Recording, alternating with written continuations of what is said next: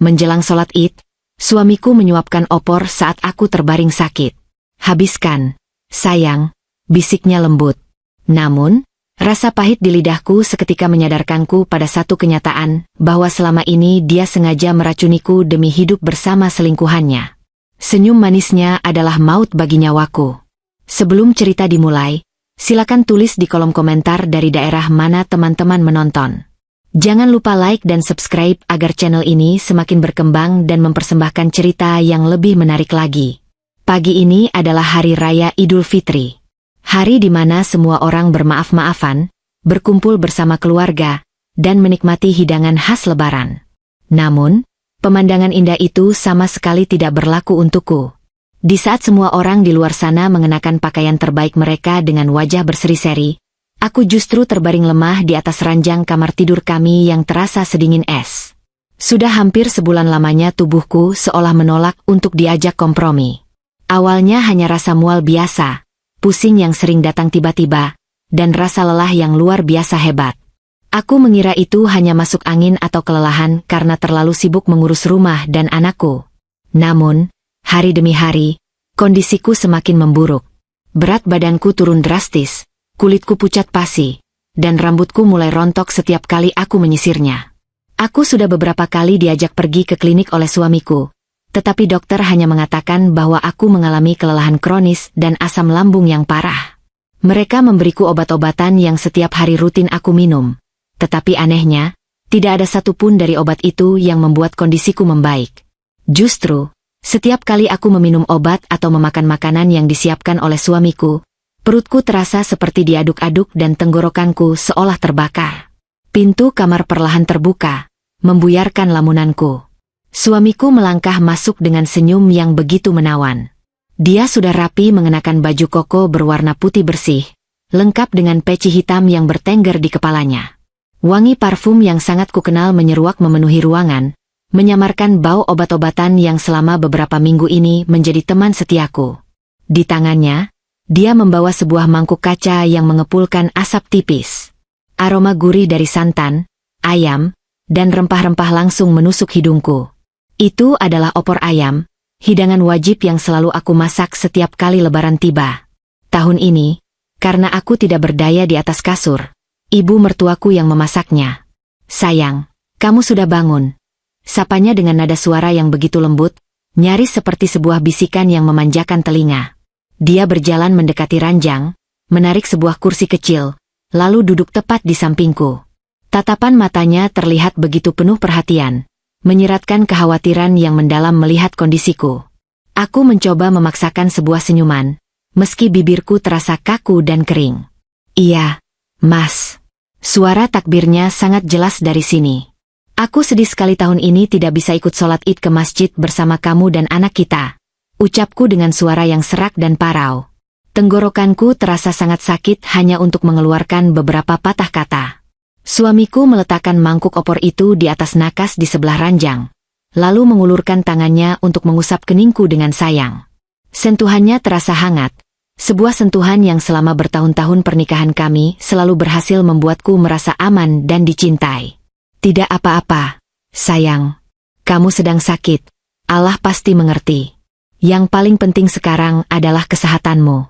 Kamu harus cepat sembuh biar kita bisa jalan-jalan lagi bertiga seperti dulu," hiburnya dengan senyum yang tak lepas dari wajahnya. Dia kemudian mengambil kembali mangkuk tersebut, mengaduk isinya perlahan dengan sendok, meniupnya sedikit agar tidak terlalu panas. "Sekarang, kamu harus makan dulu ya. Ibu sengaja memasak opor ayam kesukaanmu. Dari semalam kamu belum makan apa-apa. Kalau perutmu kosong terus, kapan kamu bisa minum obat dan sembuh?" Bujuknya sambil menyendokkan kuah opor beserta sepotong kecil daging ayam yang sudah disuir. Aku menatap sendok yang disodorkan ke depan mulutku. Sebenarnya, perutku sama sekali tidak merasa lapar. Ada rasa mual yang terus bergelung di ulu hatiku. Namun, melihat betapa sabar dan perhatiannya suamiku pagi ini, aku merasa tidak tega untuk menolaknya. Dia sudah bersusah payah merawatku di sela-sela kesibukannya. Dengan perlahan, aku membuka mulutku dan membiarkan suamiku menyuapkan makanan itu. Detik pertama saat kuah opor itu menyentuh lidahku, ada sensasi gurih khas masakan ibu mertuaku. Namun, pada detik berikutnya, sensasi itu berubah menjadi malapetaka. Sebuah rasa pahit yang sangat tajam, aneh, dan tidak wajar tiba-tiba menyengat pangkal lidahku. Rasa pahit ini bukanlah rasa pahit dari bumbu masakan yang gosong atau rempah yang terlalu banyak. Ini adalah rasa pahit yang menyerupai bahan kimia. Rasa logam yang membuat bulu kuduku seketika meremang. Rasa ini persis sama dengan rasa air putih, teh, atau bubur yang selalu disiapkan suamiku untukku selama sebulan terakhir.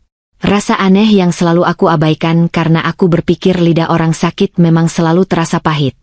Habiskan, sayang, bisiknya lembut, matanya menatap tajam ke arah bibirku, seolah sedang memastikan bahwa aku benar-benar menelan makanan itu tanpa sisa. Jantungku tiba-tiba berdegup kencang. Ada sebuah alarm bahaya yang berdering nyaring di dalam kepalaku. Pandanganku yang semula sayu kini menatap wajah suamiku lekat-lekat. Senyum manis yang tergambar di bibirnya tiba-tiba terlihat sangat berbeda di mataku.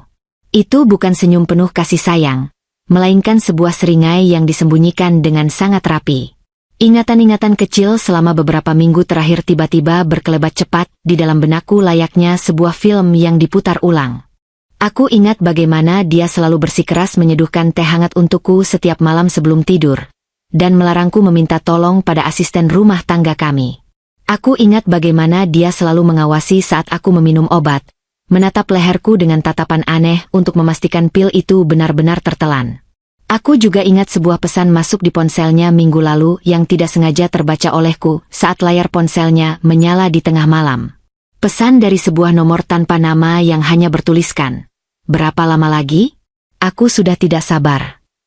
Saat itu, suamiku beralasan bahwa itu adalah pesan salah sambung dari orang yang menagih hutang.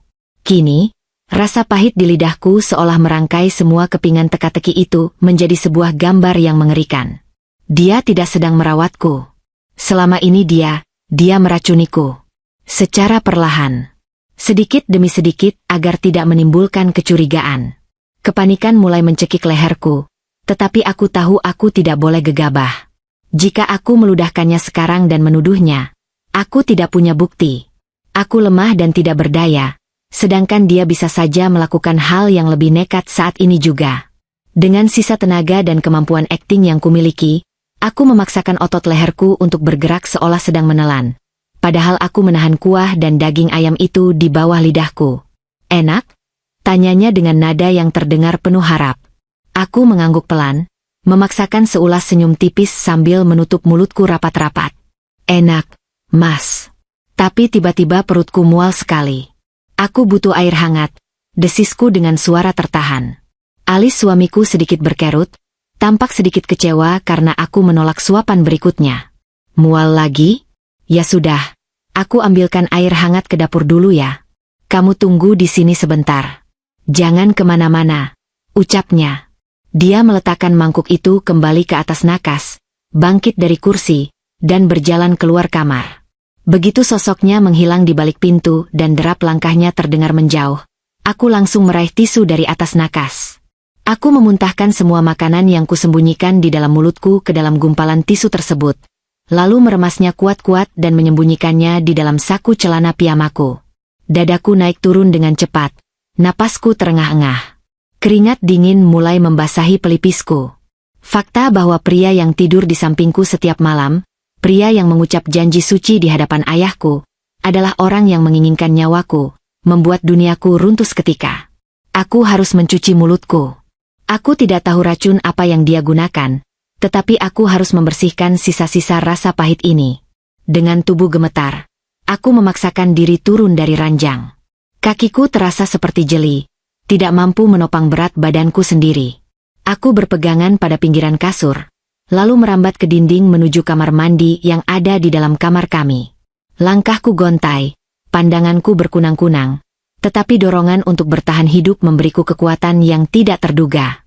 Sesampainya di depan wastafel kamar mandi, aku memutar keran air dan mencuci mulutku berkali-kali.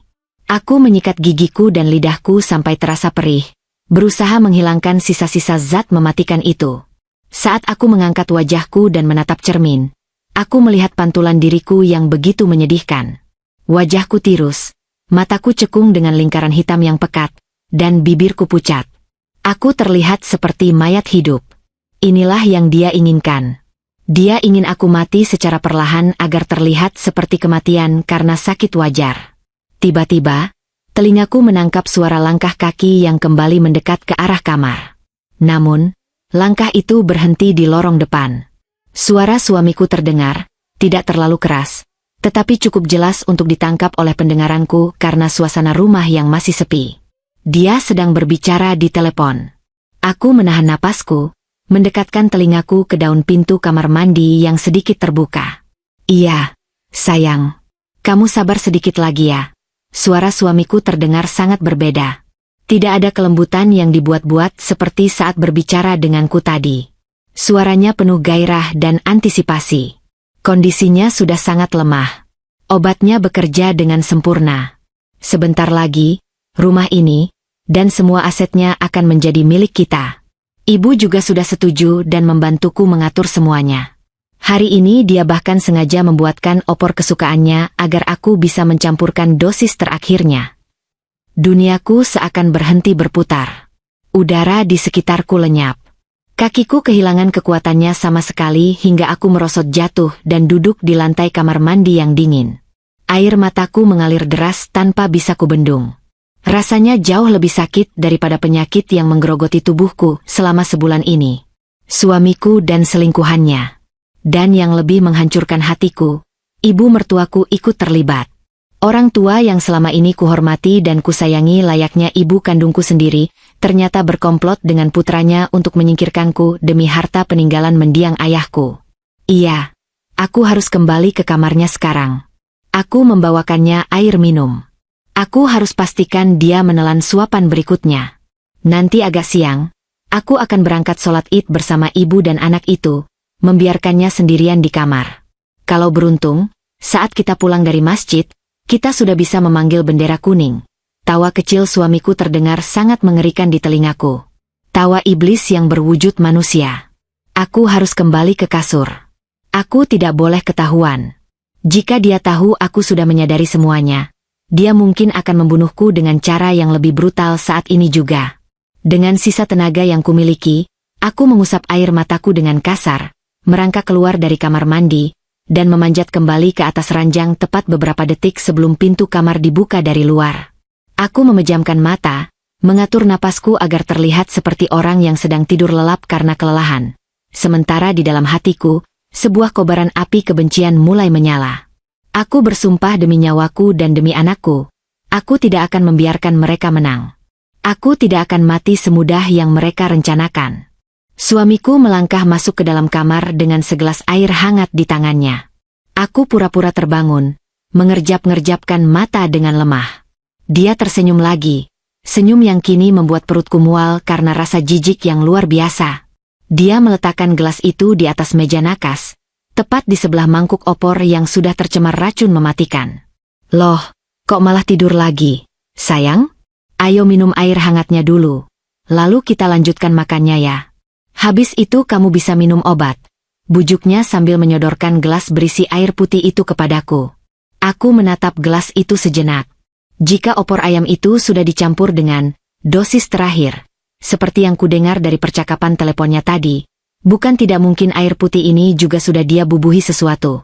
Aku memutar otak dengan cepat, mencari alasan yang masuk akal agar terhindar dari suapan maut tersebut. Aku menyentuh perutku dan merintih tertahan, memalsukan ekspresi kesakitan yang sebenarnya tidak terlalu sulit untuk kulakukan mengingat tubuhku memang sedang tidak sehat. Mas, perutku benar-benar melilit. Mual sekali rasanya. Tadi aku memaksakan diri untuk ke kamar mandi karena mau muntah, tapi tidak ada yang keluar. Sepertinya lambungku sedang kumat parah.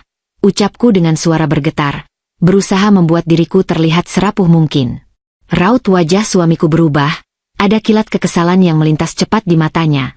Tetapi dia segera menutupinya dengan ekspresi cemas yang dibuat-buat. Masa tidak bisa masuk makanan sama sekali? Sedikit saja.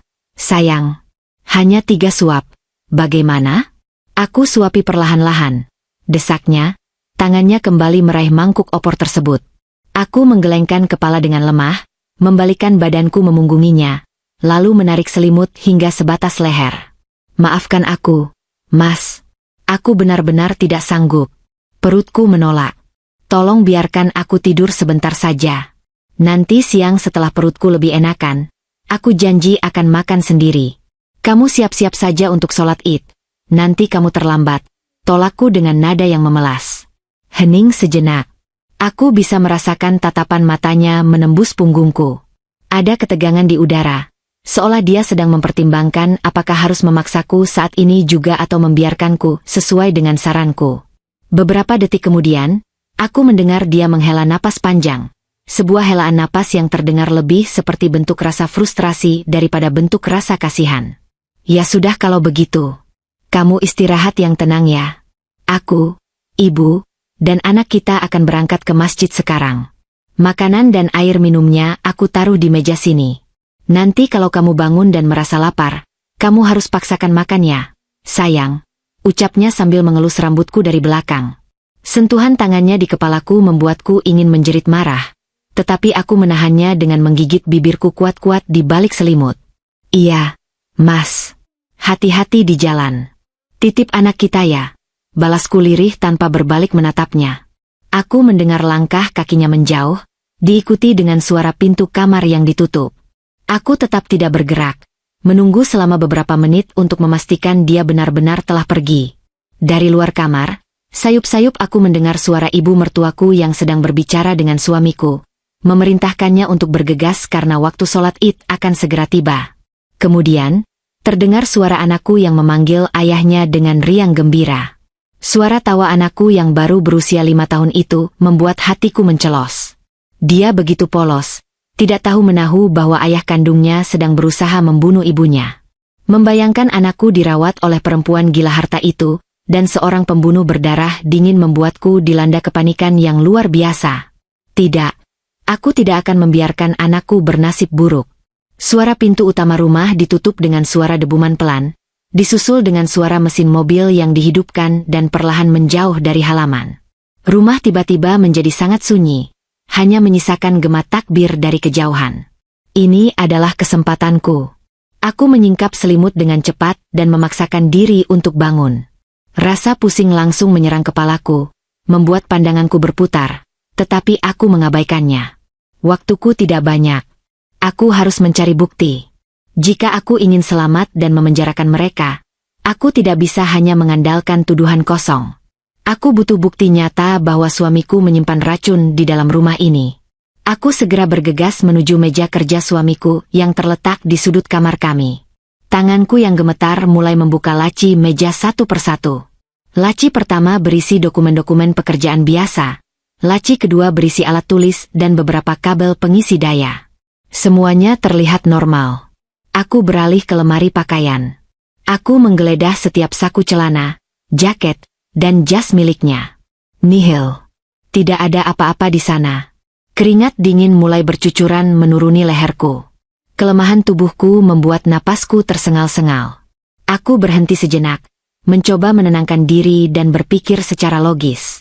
Di mana seorang pembunuh akan menyembunyikan barang buktinya? Suamiku adalah orang yang sangat teliti.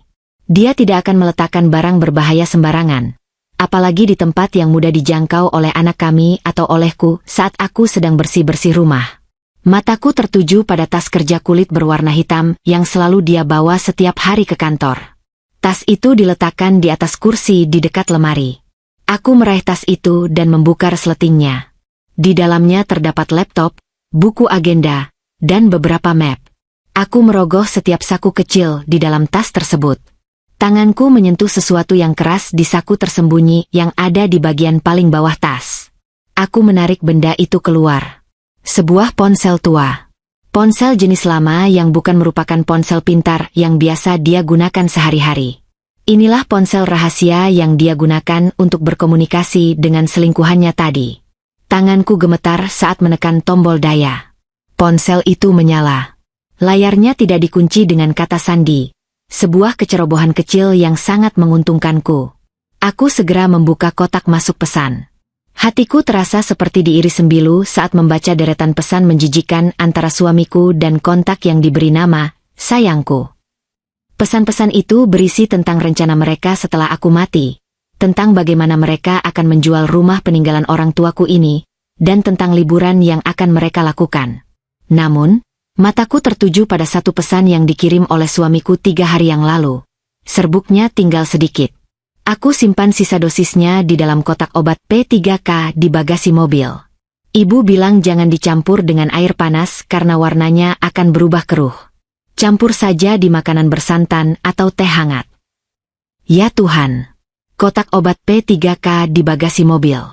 Pantas saja aku tidak menemukannya di kamar ini. Berarti, racun itu sekarang terbawa olehnya bersama mobil yang mereka gunakan ke masjid. Meskipun aku belum mendapatkan racunnya, ponsel ini adalah bukti yang sangat kuat. Aku segera berlari ke arah nakas tempat ponselku sendiri berada. Aku memotret layar ponsel tua itu dengan cepat, mendokumentasikan setiap pesan penting yang membuktikan niat busuk suamiku dan keterlibatan ibu mertuaku. Setelah memastikan fotonya tersimpan aman dan dicadangkan ke penyimpanan awan di ponselku, aku mengembalikan ponsel tua itu tepat ke posisi semula di dalam tas kerjanya, seolah tidak pernah tersentuh sama sekali. Aku baru saja menutup resleting tas ketika telingaku menangkap suara samar-samar dari arah luar rumah. Suara gerbang yang dibuka. Jantungku serasa melompat ke tenggorokan. Mengapa mereka pulang secepat ini? Apakah sholat Id sudah selesai? Atau ada barang yang tertinggal? Aku berlari tertatih-tatih menuju ranjang, menyembunyikan tisu berisi muntahan opor ke dalam laci nakas bagian bawah, dan merebahkan tubuhku ke posisi semula. Aku menarik selimut, menutup mataku rapat-rapat, dan mencoba menormalkan napasku yang memburu. Tak lama kemudian, terdengar suara pintu depan terbuka dan suara langkah kaki yang masuk ke dalam rumah. Langkah kaki itu terdengar berat dan lambat. Itu bukan langkah suamiku, melainkan langkah ibu mertuaku. Masuklah ke kamarmu dulu. Nak, mainanmu ada di sana. Nenek mau melihat keadaan ibumu sebentar. Suara ibu mertuaku terdengar dari ruang tengah, menyuruh anakku. Langkah kaki itu kini mendekat ke arah pintu kamarku. Pintu terbuka perlahan tanpa ada suara ketukan. Aku bisa merasakan kehadirannya di ambang pintu. Suasana terasa sangat mencekam. Udara di dalam kamar seolah berubah menjadi beracun hanya karena kehadirannya. Aku mengatur napasku selambat mungkin, mempertahankan aktingku sebagai wanita sakit yang sedang tertidur lelap. Langkah ibu mertuaku mendekat ke arah ranjang. Dia berdiri tepat di sebelahku. Aku bisa mencium aroma minyak angin yang biasa dia gunakan. Hening. Sangat hening hingga aku bisa mendengar detak jantungku sendiri yang berdebar gila-gilaan. Dia terdiam di sana cukup lama, menatapku dalam diam. Lalu, sebuah suara bisikan yang sangat pelan, sangat dingin, dan penuh dengan kebencian keluar dari bibir wanita tua itu. Bisikan yang ditujukan untuk dirinya sendiri, tetapi cukup jelas untuk kudengar. Menyusahkan saja. Kenapa kamu belum mati juga? Anakku sudah tidak sabar menunggu hartamu cair. Kalau hari ini kamu tidak mati juga, terpaksa ibu sendiri yang akan menyingkirkanmu malam ini. Tubuhku membeku di balik selimut. Udara di paru-paruku seolah terkuras habis. Kekejaman kata-kata itu menembus relung hatiku yang paling dalam. Ibu mertua yang selalu bersikap manis dan penuh perhatian di depanku dan orang tuaku, ternyata memiliki hati iblis. Dia ingin membunuhku dengan tangannya sendiri jika racun suamiku tidak bekerja hari ini. Dia berbalik dan berjalan keluar dari kamarku, menutup pintu dengan pelan seolah tidak terjadi apa-apa. Setelah memastikan dia benar-benar pergi dari area kamar, aku membuka mataku. Air mata tidak lagi mengalir. Kesedihan dan rasa hancur yang tadi menyelimuti hatiku kini telah menguap tanpa sisa, digantikan oleh sebuah perasaan lain yang jauh lebih kuat dan lebih pekat. Kemarahan. Mereka salah besar jika mengira aku akan menyerah dan membiarkan mereka mengambil nyawaku serta masa depan anakku. Mereka mengira aku hanyalah seorang istri penurut yang lemah dan mudah disingkirkan. Mereka tidak tahu bahwa seorang ibu yang terancam akan melakukan apa saja demi melindungi anaknya. Jika mereka merencanakan kematianku malam ini, maka aku harus bergerak lebih cepat dari mereka. Aku akan menyusun rencana. Aku akan memastikan bahwa bukan bendera kuning untukku yang akan berkibar di depan rumah ini, melainkan jeruji besi yang akan mengurung mereka seumur hidup. Permainan baru saja dimulai, dan aku tidak akan kalah. Langkah kaki ibu mertuaku perlahan menjauh dan menghilang di balik pintu kamarku. Suasana rumah kembali hening. Namun di dalam kepalaku, segalanya terasa begitu bising. Jantungku bergemuruh kencang, memompakan darah yang terasa panas ke seluruh aliran nadiku. Rasa takut yang sedari tadi mencengkeram leherku kini perlahan menyublim, berubah bentuk menjadi sebuah tekad yang tajam dan tak tergoyahkan. Aku tidak boleh mati hari ini. Tidak di tangan orang-orang berhati iblis yang selama ini berlindung di balik topeng keluarga yang penuh kasih sayang. Aku menyingkap selimut dengan tergesa-gesa. Udara dingin dari mesin pendingin ruangan langsung menusuk pori-poriku, namun keringat dingin tetap saja membasahi dahi dan leherku. Tubuhku masih terasa sangat lemah. Efek dari racun yang selama berminggu-minggu ini tanpa sadarku telan sedikit demi sedikit. Persendianku ngilu, dan kepalaku berdenyut hebat setiap kali aku melakukan gerakan tiba-tiba. Namun, dorongan adrenalin yang mengalir deras dalam darahku memberiku kekuatan ekstra yang sangat kubutuhkan saat ini. Pandanganku langsung tertuju pada mangkuk opor ayam dan segelas air putih yang tergeletak manis di atas meja nakas. Makanan dan minuman itu adalah senjata pembunuh yang telah disiapkan secara khusus untukku. Jika aku membiarkannya tetap utuh, suamiku pasti akan curiga saat dia kembali nanti. Dia akan menyadari bahwa aku menolak memakannya. Dan itu bisa memicu tindakan yang lebih nekat darinya. Mungkin saja dia akan memaksaku menelannya dengan kekerasan, atau mencari cara lain yang jauh lebih fatal.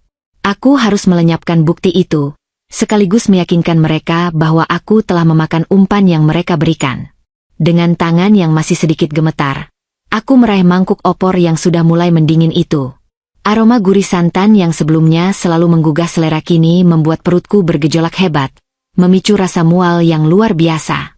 Aku menahan napas, berusaha keras agar tidak muntah, lalu mengambil gelas air putih di tangan kiriku. Aku memaksakan diri untuk berdiri.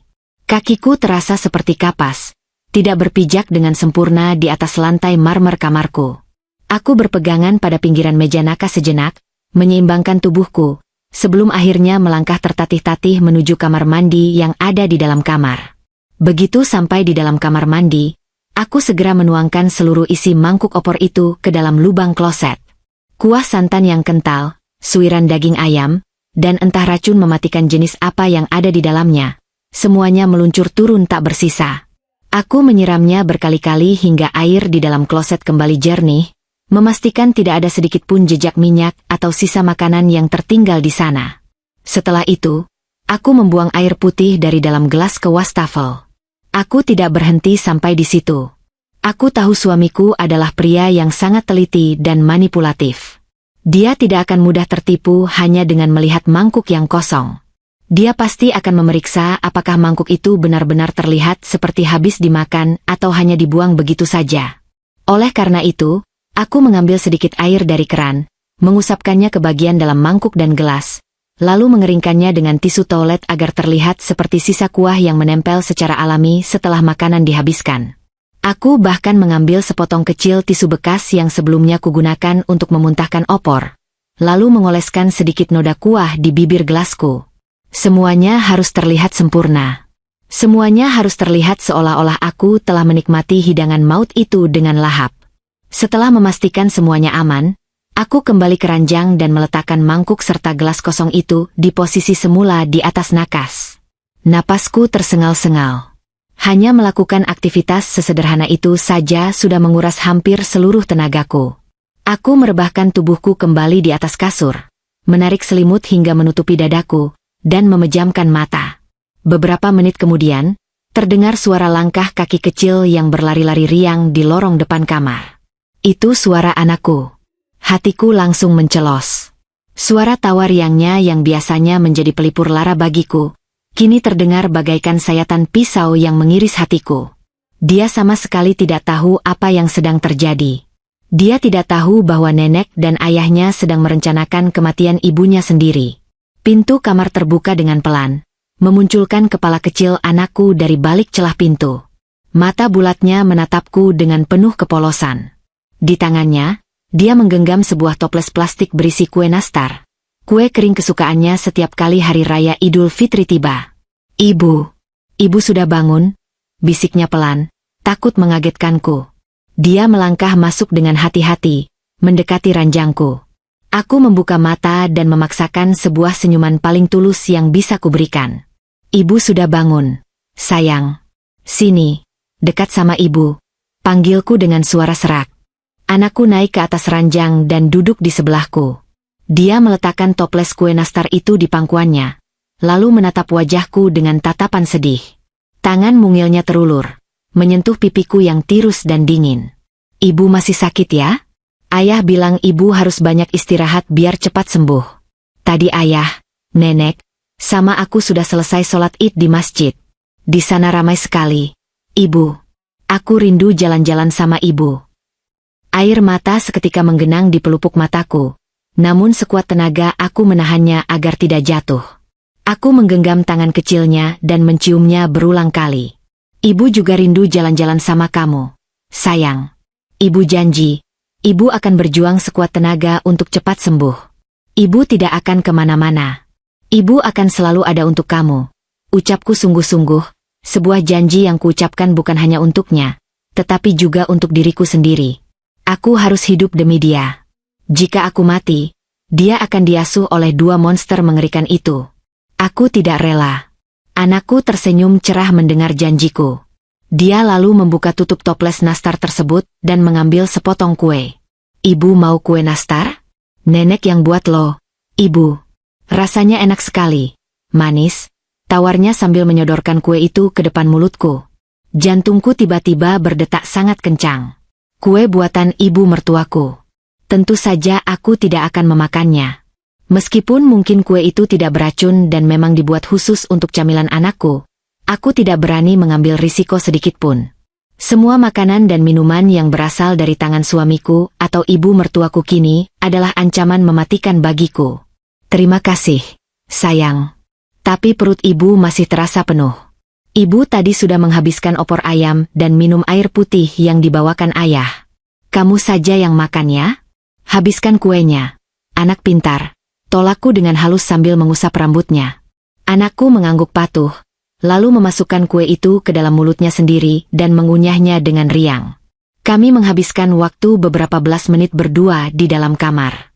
Dia menceritakan banyak hal tentang teman-temannya di masjid tadi, tentang baju barunya, dan tentang mainan yang ingin dia beli setelah aku sembuh nanti. Aku mendengarkan setiap ceritanya dengan seksama, merekam setiap suara tawanya di dalam ingatanku, menjadikannya sebagai bahan bakar untuk memperkuat tekadku. Tiba-tiba, suara langkah kaki berat terdengar mendekat ke arah kamar. Itu suamiku.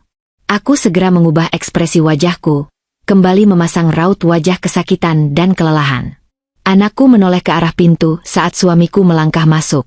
Loh, jagoan ayah kok ada di sini? Kasihan ibu sedang sakit, butuh istirahat. Ayo keluar dulu, main di depan sama nenek ya. Tegur suamiku dengan nada yang lembut namun tegas. Iya, ayah. Cepat sembuh ya, ibu. Pamit anakku sambil mencium pipiku sekilas, lalu beranjak turun dari ranjang dan berlari keluar kamar. Kini, hanya tinggal aku dan suamiku di dalam kamar ini. Suamiku berjalan mendekati ranjang. Pandangannya langsung tertuju pada nakas di sebelahku. Aku bisa melihat dengan jelas bagaimana matanya sedikit membesar dan ujung bibirnya berkedut menahan senyum puas saat melihat mangkuk opor dan gelas air putih yang sudah kosong melompong. Dia benar-benar mengira aku telah menelan seluruh racun yang dia berikan. Wah, pintar sekali istriku ini. Opornya habis, airnya juga habis. Tadi katanya mual dan tidak nafsu makan. Ucapnya dengan nada riang yang terdengar sangat menjijikkan di telingaku. Dia duduk di tepi ranjang, persis seperti yang dia lakukan tadi pagi. Aku memejamkan mata, pura-pura meringis menahan sakit sambil memegang perutku. Aku paksakan, Mas. Aku ingat kata-katamu. Aku harus makan supaya bisa cepat sembuh. Tapi setelah makan, perutku malah semakin sakit. Kepalaku pusing sekali. Mas, rasanya berat sekali. Keluhku dengan suara yang kubuat sepelirih mungkin. Aku harus meyakinkan dia bahwa racunnya sedang bekerja menghancurkan tubuhku dari dalam. Suamiku meletakkan tangannya di keningku, pura-pura memeriksa suhu tubuhku. Sabar ya, sayang. Itu reaksi wajar karena lambungmu kaget setelah lama kosong. Kamu tidur saja yang nyenyak. Biarkan obatnya bekerja. Aku akan menemani ibu di luar menemui beberapa tetangga yang datang berkunjung. Kalau butuh apa-apa, kamu teriak saja. Ya, ucapnya lembut, mengusap kepalaku dengan penuh kasih sayang yang palsu. Iya, Mas, balasku singkat. Suamiku bangkit berdiri, merapikan letak selimutku sejenak, mengambil mangkuk dan gelas kosong itu, lalu berjalan keluar dari kamar. Begitu pintu ditutup rapat, aku langsung membuka mataku. Aktingku berhasil. Dia percaya bahwa aku sedang meregang nyawa secara perlahan di atas kasur ini. Sekarang, mereka pasti akan membiarkanku sendirian di kamar ini selama berjam-jam, menunggu racun itu menyelesaikan tugasnya. Ini adalah waktu yang sangat berharga bagiku. Aku merogoh ke bawah bantal, mencari ponsel pintar milikku yang selalu kusembunyikan di sana. Layarnya menyala, menunjukkan pukul 11 siang. Aku harus menghubungi seseorang. Seseorang yang bisa kupercaya, yang memiliki kekuatan hukum, dan yang tidak akan berpihak pada suamiku. Pikiranku langsung tertuju pada sepupuku, Mas Danang. Dia adalah seorang pengacara handal yang sangat dekat dengan mendiang ayahku. Ayahku lah yang membiayai kuliah Mas Danang hingga dia bisa sukses seperti sekarang. Aku yakin Mas Danang akan mempercayaiku dan membantuku. Aku segera membuka aplikasi pesan dan mengetikkan pesan panjang kepadanya. Tanganku bergerak cepat di atas layar sentuh, menjelaskan semuanya secara singkat namun jelas. Aku menceritakan tentang penyakitku yang tak kunjung sembuh, tentang kecurigaanku, tentang percakapan telepon suamiku yang tak sengaja kudengar, dan tentang ancaman ibu mertuaku. Tidak lupa, aku melampirkan foto layar ponsel tua suamiku yang berhasil kuambil tadi. Foto itu berisi percakapan suamiku dengan selingkuhannya, lengkap dengan bukti bahwa mereka menyembunyikan sisa racun di kotak P3K di bagasi mobil. Mas Danang, tolong aku. Nyawaku dan nyawa anakku terancam. Suamiku dan ibunya berencana membunuhku hari ini juga untuk menguasai rumah dan harta warisan ayah. Aku pura-pura sudah memakan racunnya agar mereka lengah. Tolong bawa polisi ke rumahku secepatnya. Tapi jangan bertindak gegabah. Suamiku sangat licik. Kita harus menangkapnya basah beserta bukti racun yang ada di bagasi mobilnya. Aku mohon, Mas, selamatkan kami. Aku menekan tombol kirim dan menahan napas sambil menatap layar ponsel, menunggu tanda centang ganda yang menunjukkan bahwa pesan itu telah terkirim. 1 detik, 2 detik, 3 detik. Tanda centang ganda muncul. Aku menghela napas lega. Kini aku hanya bisa berharap Mas Danang segera membaca pesanku dan bertindak cepat. Aku meletakkan kembali ponselku di bawah bantal dan menatap langit-langit kamar dengan tatapan kosong. Pertempuran sesungguhnya baru saja akan dimulai malam ini. Aku harus menyiapkan mental dan fisikku sebaik mungkin. Aku akan bertahan, apapun yang terjadi. Waktu berjalan terasa begitu lambat. Setiap detik yang berdetak dari jam dinding di kamarku seolah bergema dengan sangat nyaring, menguji batas kesabaranku. Cahaya matahari yang sedari tadi menerobos masuk melalui celah gorden kini perlahan mulai meredup, berganti dengan semburat jingga kemerahan yang menandakan hari telah menjelang sore. Selama berjam-jam, aku hanya berbaring di atas ranjang tanpa berani bergerak terlalu banyak. Aku harus memastikan bahwa dari luar, aku terlihat seperti orang yang sudah kehilangan kesadaran atau terlalu lemah untuk sekadar merubah posisi tidur. Ponselku sempat bergetar pelan sekali di bawah bantal sekitar 2 jam yang lalu. Mas Danang membalas pesanku. Dia sangat terkejut dan marah besar membaca penjelasanku beserta bukti foto yang kukirimkan. Dia berjanji akan segera mengurus semuanya. Dia akan membawa beberapa rekannya dari kepolisian dengan pakaian preman agar tidak mencolok, dan mereka akan memantau rumahku dari kejauhan mulai malam ini. Dia menyuruhku untuk tetap tenang, bertahan dengan aktingku, dan jangan melakukan tindakan apapun yang bisa membahayakan nyawaku sebelum mereka masuk dan menggerebek suamiku. Pesan dari Mas Danang itu memberiku suntikan ketenangan yang luar biasa. Aku tidak lagi sendirian dalam pertarungan ini. Bantuan sedang dalam perjalanan. Menjelang waktu maghrib, suara langkah kaki kembali terdengar mendekat ke kamarku. Kali ini langkahnya terdengar lebih dari 1 orang. Pintu kamar dibuka, dan lampu kamar yang sedari tadi padam kini dinyalakan dengan terang benderang. Aku menyipitkan mata, pura-pura terganggu dengan cahaya yang tiba-tiba menyilaukan pandanganku. Suamiku dan ibu mertuaku berdiri di samping ranjangku. Wajah mereka terlihat tegang. Namun ada secercah kebingungan di mata mereka. "Sayang, kamu masih bangun?" tanya suamiku dengan suara yang terdengar sedikit bergetar. Dia menatap wajahku lekat-lekat, seolah sedang mencari tanda-tanda kematian yang seharusnya sudah menjemputku sejak siang tadi. Aku memutar bola mataku dengan sangat lambat, menatapnya dengan pandangan sayu dan kosong. Napasku kubuat sependek dan seberat mungkin. Sesekali diselingi dengan rintihan pelan seolah dadaku terasa sangat sesak. "Mas, sakit sekali. Mas." Perutku seperti terbakar, napasku sesak. Keluhku dengan suara yang nyaris tak terdengar. Ibu mertuaku melangkah maju. Di tangannya, dia membawa sebuah cangkir kecil yang mengeluarkan uap panas. Aroma jamu tradisional yang sangat pekat dan menusuk hidung langsung memenuhi udara di dalam kamar. Aroma itu sangat kuat, seolah sengaja dibuat demikian untuk menutupi bau lain yang mungkin dicampurkan ke dalamnya. Aku langsung tahu, cangkir itu adalah rencana B mereka. Karena aku belum mati hingga sore ini, mereka pasti memutuskan untuk memberikan dosis tambahan. "Nak, kamu pasti kesakitan sekali ya?" ucap ibu mertuaku dengan nada suara yang dibuat-buat agar terdengar penuh simpati. Dia duduk di tepi ranjang, persis di tempat suamiku biasa duduk.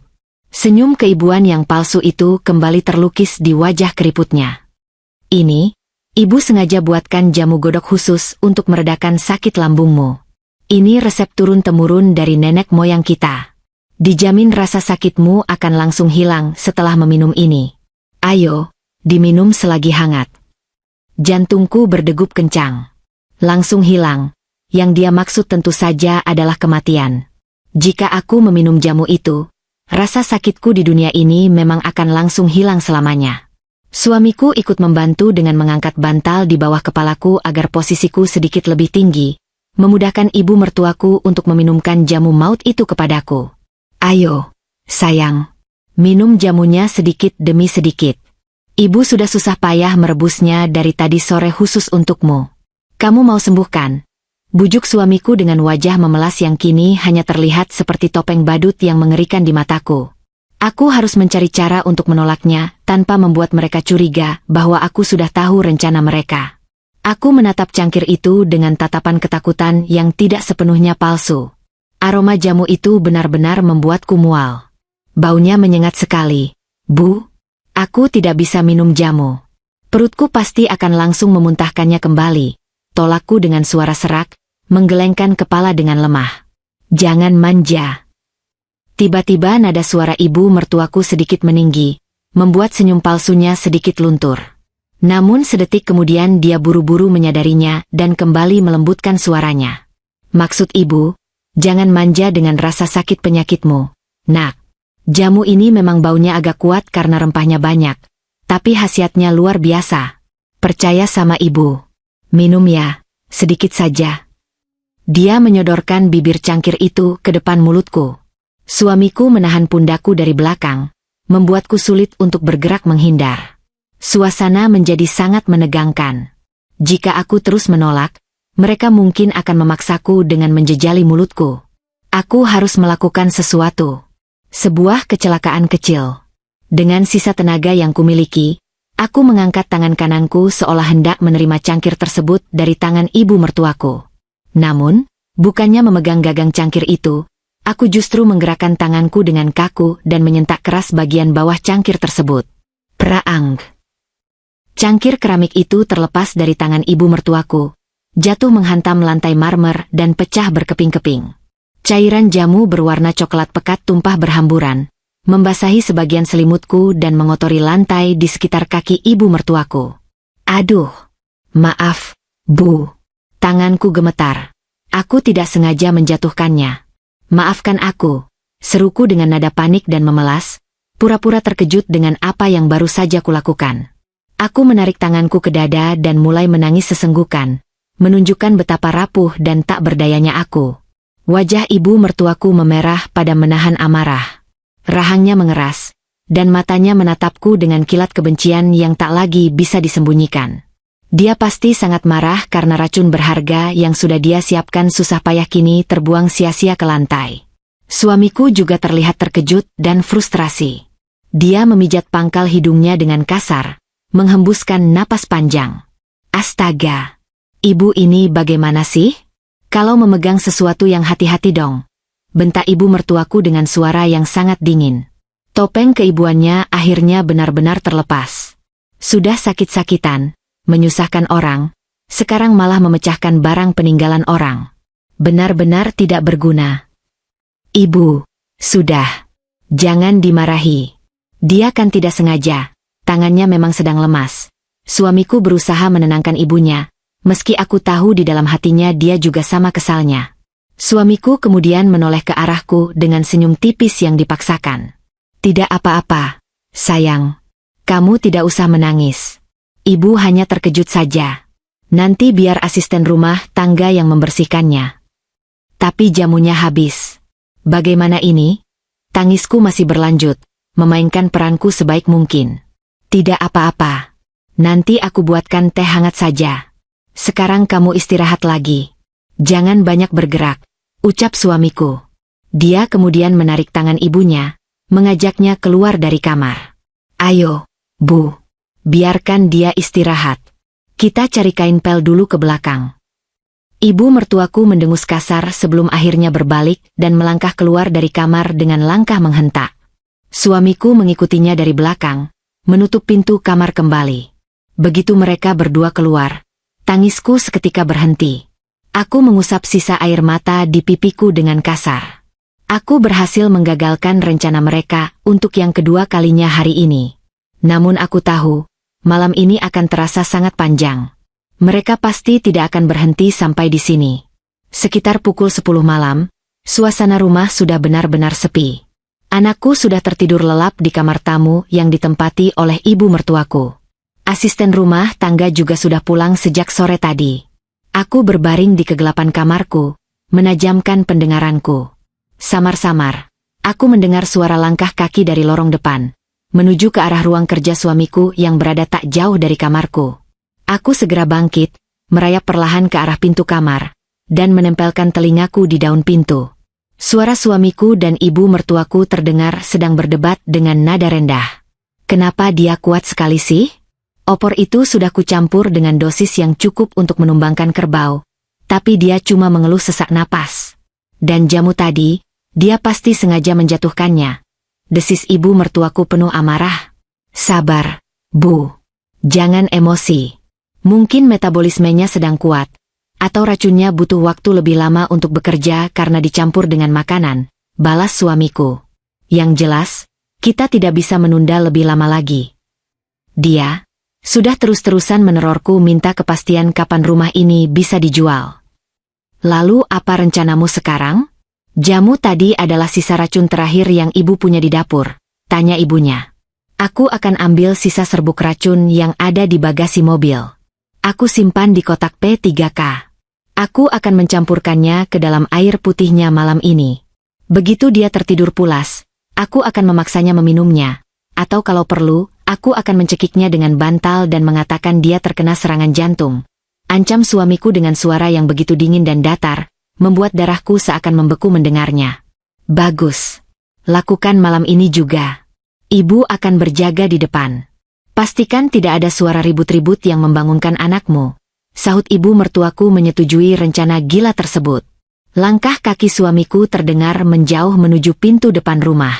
Dia benar-benar pergi ke garasi untuk mengambil racun itu. Ini adalah saat yang tepat. Aku tidak boleh membiarkan dia membawa barang bukti fisik itu masuk ke dalam kamar ini. Aku sudah memiliki bukti pesan, dan Mas Danang sudah bersiaga di luar. Aku hanya perlu mengulur waktu sedikit lagi, atau bahkan, membalikkan keadaan.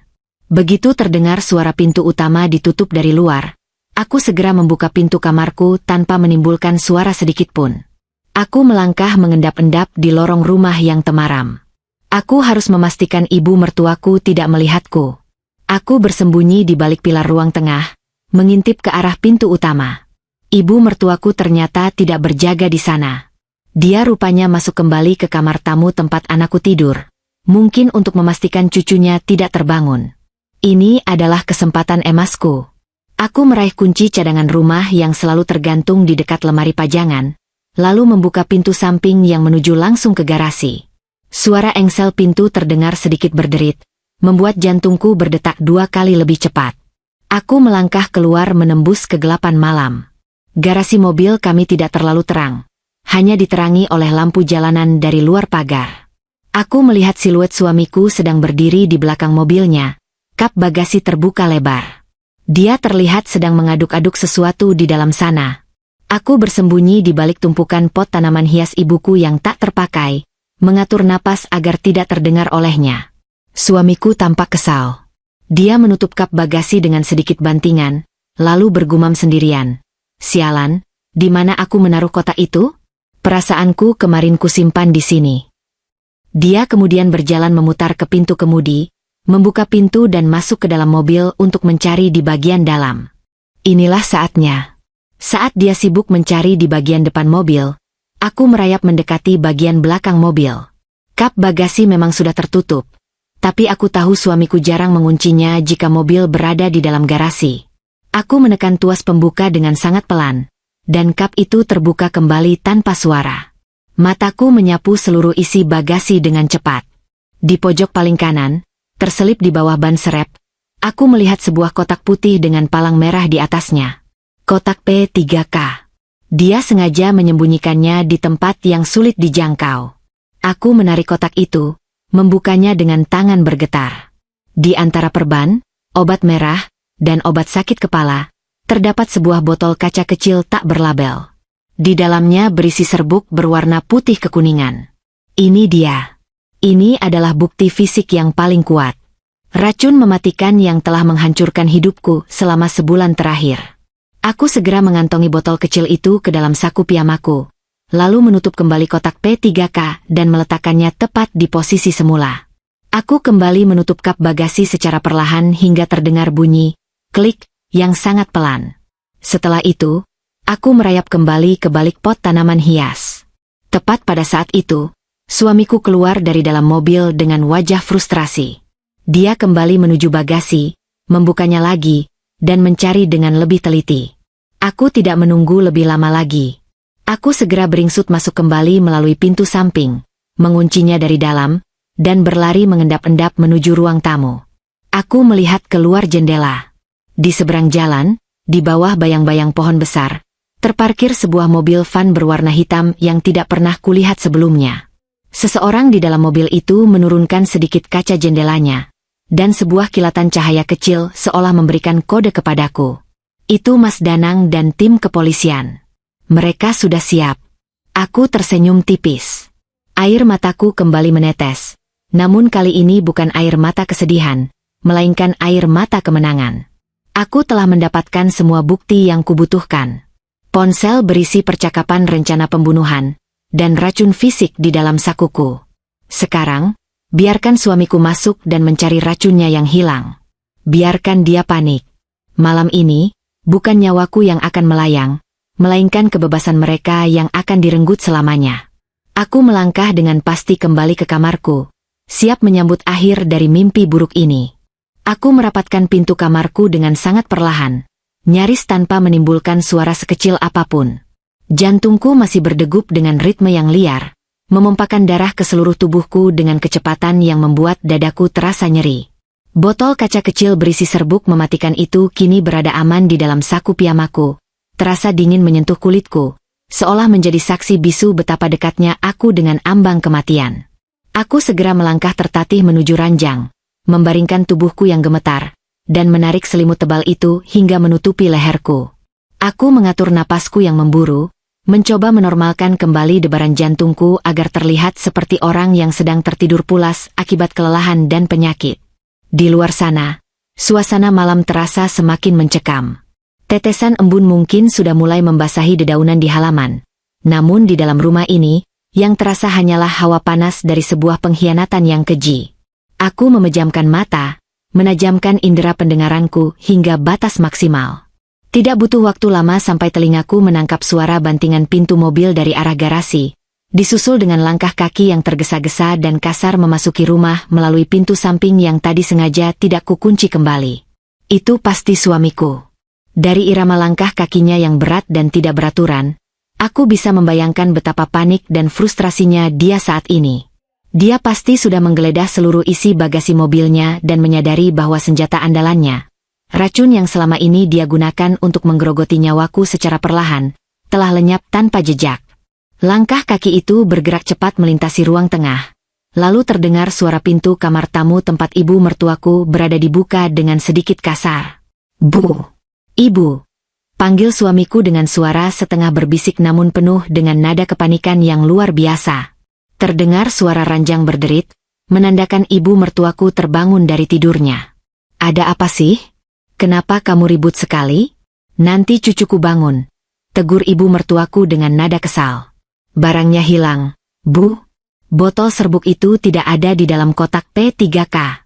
Aku sudah membongkar seluruh isi bagasi, mengeluarkan ban serep, mengecek setiap sudut mobil, tapi barang itu benar-benar lenyap," desis suamiku dengan suara bergetar. "Apa kamu bilang? Hilang bagaimana maksudmu? Kamu ini ceroboh sekali. Bukannya kemarin kamu sendiri yang bilang menyimpannya di sana setelah mencampurkannya ke dalam tehnya?" Suara ibu mertuaku kini ikut meninggi, dipenuhi dengan amarah dan ketakutan yang mulai menjalar. "Iya, Bu. Aku sangat yakin menyimpannya di sana. Aku tidak mungkin salah ingat. Kemarin setelah mengambil sedikit untuk dicampur ke minumannya, aku langsung menaruhnya kembali di bawah perban dalam kotak itu. Tapi sekarang tidak ada. Bagaimana kalau ada yang mencurinya? Atau bagaimana kalau..." Suamiku menggantung kalimatnya, seolah ada sebuah kemungkinan buruk yang melintas di kepalanya. Hening sejenak. Aku bisa membayangkan mereka berdua saling bertatapan di dalam kegelapan kamar tamu, memikirkan segala kemungkinan terburuk yang bisa menghancurkan rencana rapi mereka. "Tidak mungkin ada yang mencuri," potong ibu mertuaku dengan suara dingin yang menusuk. "Siapa yang mau mencuri botol kecil tanpa label di dalam bagasi mobil? Pembantu kita sudah pulang sejak sore. Dan perempuan penyakitan itu, dia bahkan tidak bisa berdiri tegak, apalagi berjalan ke garasi. Pasti kamu yang lupa menaruhnya di mana. Kamu memang selalu ceroboh kalau sedang panik."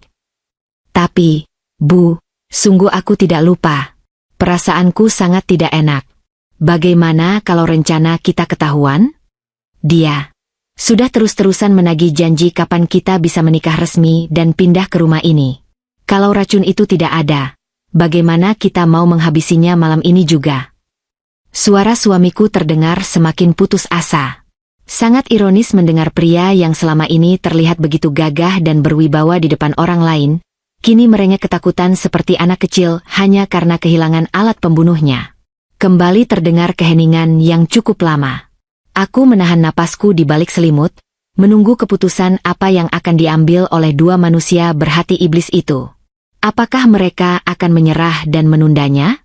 Ataukah mereka akan mencari cara lain? Kita tidak punya pilihan lain. Suara ibu mertuaku akhirnya memecah keheningan. Nadanya terdengar sangat datar, seolah nyawa manusia tidak ada harganya sama sekali di matanya. "Kita tidak bisa menunggu sampai besok.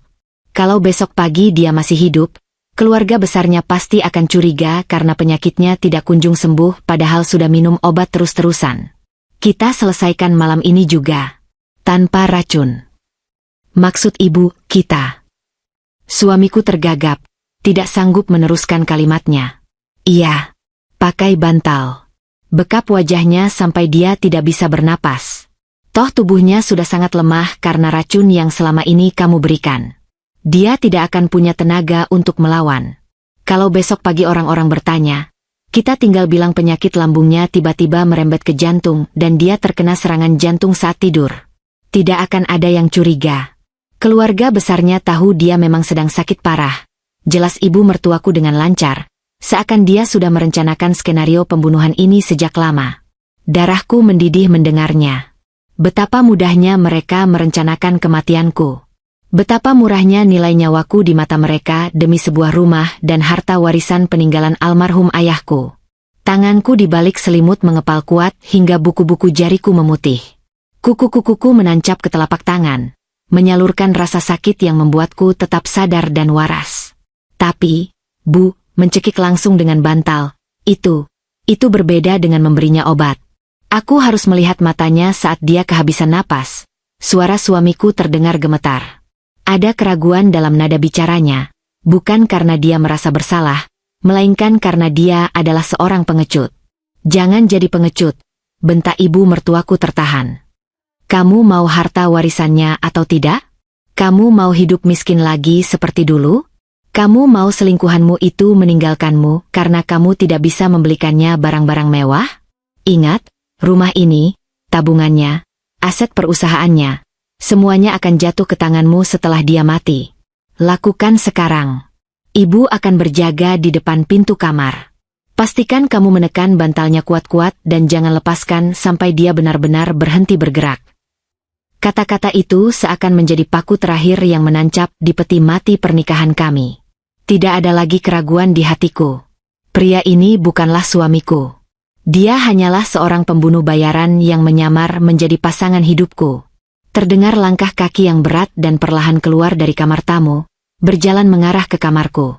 Suara gesekan sandal rumah suamiku dengan lantai marmer terdengar begitu menakutkan, bagaikan suara pedang malaikat maut yang sedang diseret mendekat. Aku tetap memejamkan mata, membiarkan tubuhku rileks sepenuhnya meski jantungku seakan mau meledak. Aku harus membiarkan dia masuk. Aku harus membiarkan dia melakukan percobaan pembunuhan itu agar sepupuku dan pihak kepolisian bisa menangkapnya basah dengan bukti niat membunuh yang tak terbantahkan. Pintu kamarku berderit pelan. Udara dingin dari luar kamar menyusup masuk, membawa serta aroma parfum suamiku yang bercampur dengan bau keringat dinginnya. Langkah kakinya terdengar ragu-ragu pada awalnya, namun perlahan menjadi semakin pasti. Dia mendekati ranjangku dari sisi kanan. Aku bisa merasakan kehadirannya menjulang di atasku. Bayangannya menutupi cahaya lampu tidur yang remang-remang. Keheningan di dalam kamar terasa sangat pekat. Hanya terdengar suara napasnya yang tidak teratur. Dia berdiri di sana cukup lama, menatap wajahku. Entah apa yang ada di dalam pikirannya saat itu. Apakah dia mengingat masa-masa indah kami saat awal pernikahan? Apakah dia mengingat senyum anak kami yang begitu mirip dengannya? Ataukah yang ada di otaknya hanyalah tumpukan uang dan wanita simpanannya? Tiba-tiba, aku merasakan pergerakan di sisi kiri ranjang.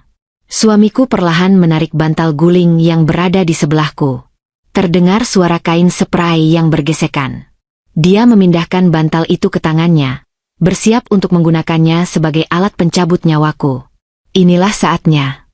Aku tidak boleh membiarkan dia benar-benar membekapku hingga aku kehabisan napas. Aku harus mengulur waktu beberapa detik lagi hingga bantuan datang. Dengan gerakan yang sangat lambat, seolah aku baru saja terbangun dari tidur yang dalam, aku membuka mataku dan menoleh ke arahnya. Suamiku terkesiap. Tubuhnya tersentak mundur selangkah. Bantal yang sudah diangkatnya setinggi dada kini tertahan di udara. Matanya membelalak lebar, menatapku dengan sorot keterkejutan dan ketakutan yang luar biasa. Wajahnya pucat pasi, seperti baru saja melihat hantu. "Mas," panggilku dengan suara serak dan lemah, menatap tepat ke dalam manik matanya. "Kamu mau apa dengan bantal itu, Mas?"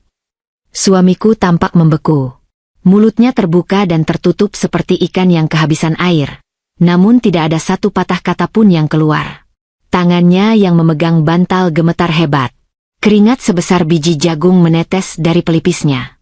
Dia tertangkap basah. Niat jahatnya terkuak jelas di depan mataku. Aku cuma mau merapikan bantalmu, sayang.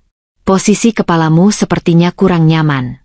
Tadi aku lihat kamu tidur gelisah, jawabnya dengan suara yang sangat sumbang dan bergetar parah.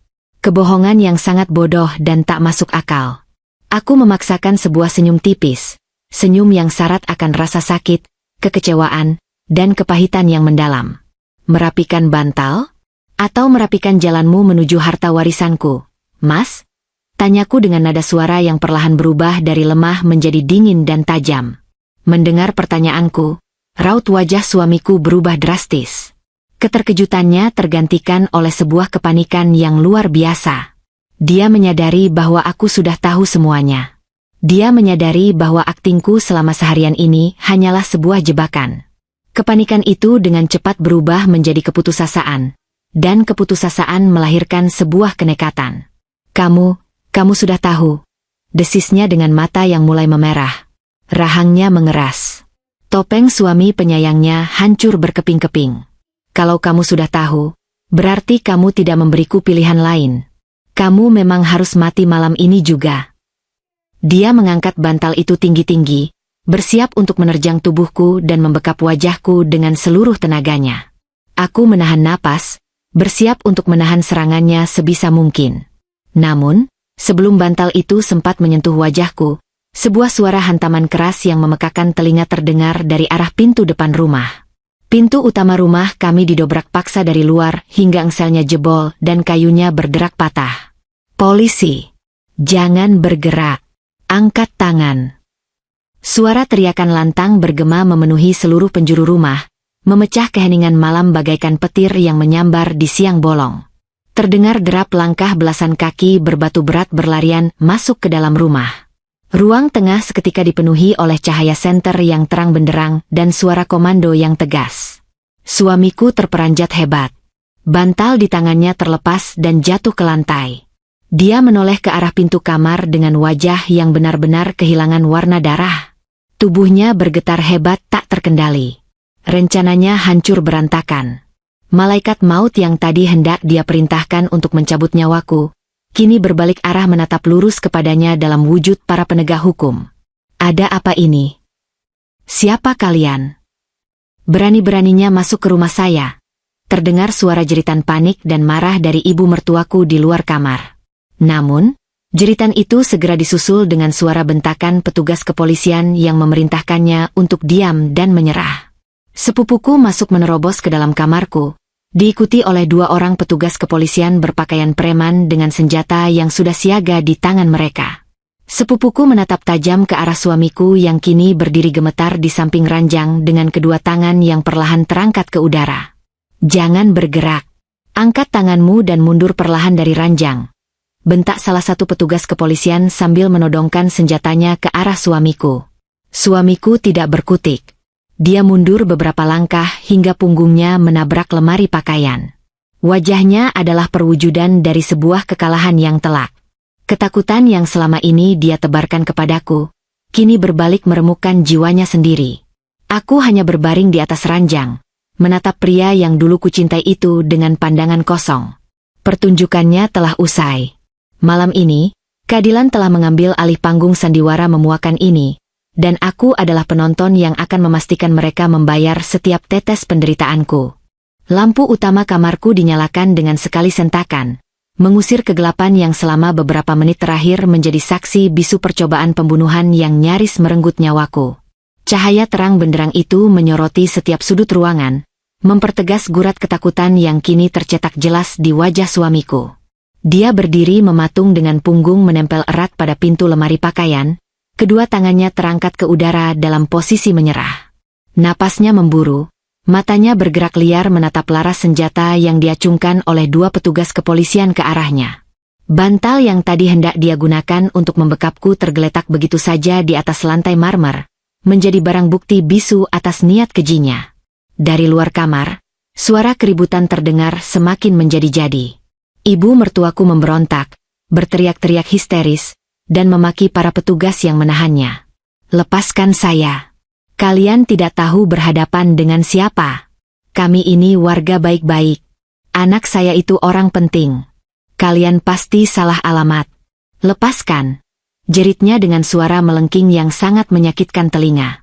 2 orang petugas kepolisian wanita membawa ibu mertuaku masuk ke dalam kamarku. Rambutnya yang biasanya disanggul rapi kini berantakan. Wajahnya merah padam dipenuhi amarah dan arogansi yang masih belum luntur sepenuhnya. Namun, saat matanya menangkap pemandangan di dalam kamar, putranya yang sedang ditodong senjata dan aku yang duduk bersandar di kepala ranjang dengan tatapan dingin, arogansinya seketika meredup, digantikan oleh kepanikan yang tertahan. Sepupuku melangkah cepat mendekati ranjangku. Wajahnya memancarkan kekhawatiran yang sangat mendalam. Dia duduk di tepi ranjang, persis di tempat di mana suamiku biasa duduk sambil menyuapkan racun kepadaku. Kamu tidak apa-apa? Dia tidak sempat menyentuhmu kan? Tanyanya dengan suara pelan namun tegas, tangannya memeriksa bahu dan lenganku untuk memastikan tidak ada luka fisik. Aku menggeleng pelan, memaksakan senyum tipis untuk menenangkannya. Aku tidak apa-apa, Mas. Kalian datang tepat waktu. Kalau terlambat beberapa detik saja, mungkin bantal itu sudah membekap wajahku. Ucapku dengan suara yang masih serak namun jauh lebih tenang dari sebelumnya. Mendengar percakapanku dengan sepupuku, suamiku seolah baru tersadar dari kelumpuhan sementaranya. Insting manipulatifnya kembali bekerja. Dia menurunkan tangannya sedikit dan memasang wajah memelas. Wajah yang sama yang dia gunakan setiap kali mencoba merayuku. Pak polisi, tolong dengarkan saya. Ini semua salah paham. Astaga, ini benar-benar salah paham yang sangat konyol. Serunya dengan nada suara yang dibuat seolah-olah dia adalah pihak yang paling dirugikan. Dia menatap sepupuku dengan tatapan memohon. Mas, tolong jelaskan pada mereka. Aku ini suaminya. Aku sangat mencintai istriku. Aku masuk ke sini hanya karena ingin membetulkan letak bantalnya agar dia tidur lebih nyenyak. Dia sedang sakit parah, Mas. Istriku sedang berhalusinasi karena efek samping obat-obatan. Tolong jangan percaya pada omong kosongnya. Ibu mertuaku, yang melihat celah dari kebohongan putranya, langsung ikut bersuara, membela sang anak dengan penuh semangat. Benar, Pak. Menantu saya ini memang belakangan ini sering meracau tidak jelas karena penyakit lambungnya yang sudah parah. Anak saya sudah merawatnya siang dan malam tanpa kenal lelah, menyuapinya, memandikannya. Mana mungkin anak saya mau menyakitinya? Kalian sudah termakan fitnah. Ini pasti kerjaan orang-orang yang iri dengan keharmonisan keluarga kami. Kilahnya dengan suara lantang, menunjuk-nunjuk wajah sepupuku dengan berani. Aku menatap kedua manusia itu dengan rasa muak yang sudah tak terbendung lagi. Sandiwara mereka sungguh luar biasa. Di saat terpojok seperti ini, mereka masih sempat-sempatnya memainkan kartu sebagai korban dan menuduhku sebagai wanita gila yang berhalusinasi.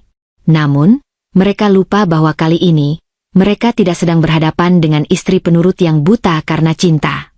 Dengan sisa tenaga yang perlahan kembali mengalir di nadiku, aku menyibakkan selimut dan mengubah posisiku menjadi duduk tegak.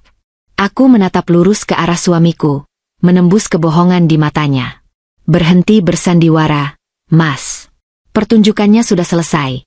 Ucapku dengan suara yang sangat dingin dan datar, membuat keheningan seketika menyelimuti ruangan itu. Aku merogoh saku piyamaku secara perlahan, memastikan semua mata tertuju pada gerakanku.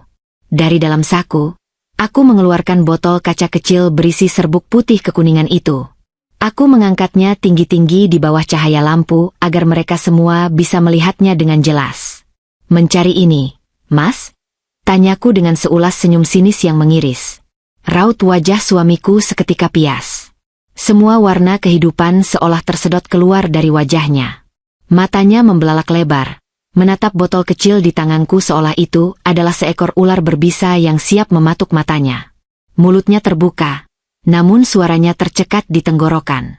Kakinya lemas hingga dia merosot perlahan dan jatuh terduduk di atas lantai marmer. Tubuhnya bergetar tak terkendali. Ibu mertuaku tak kalah terkejutnya. Matanya nyaris melotot keluar melihat botol itu berada di tanganku. Itu, bagaimana bisa? Gumamnya dengan bibir gemetar, tak sanggup menyelesaikan kalimatnya. Kesombongannya hancur tak bersisa, menyisakan wujud seorang wanita tua yang tertangkap basah merencanakan pembunuhan keji. Bagaimana bisa botol ini ada padaku dan bukan di dalam kotak P3K di bagasi mobilmu?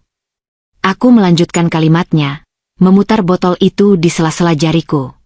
Kalian pikir aku benar-benar bodoh? Kalian pikir aku tidak menyadari rasa pahit seperti bahan kimia di setiap mangkuk opor, di setiap gelas air putih, dan di setiap teh hangat yang kalian paksa aku untuk menelannya selama sebulan terakhir?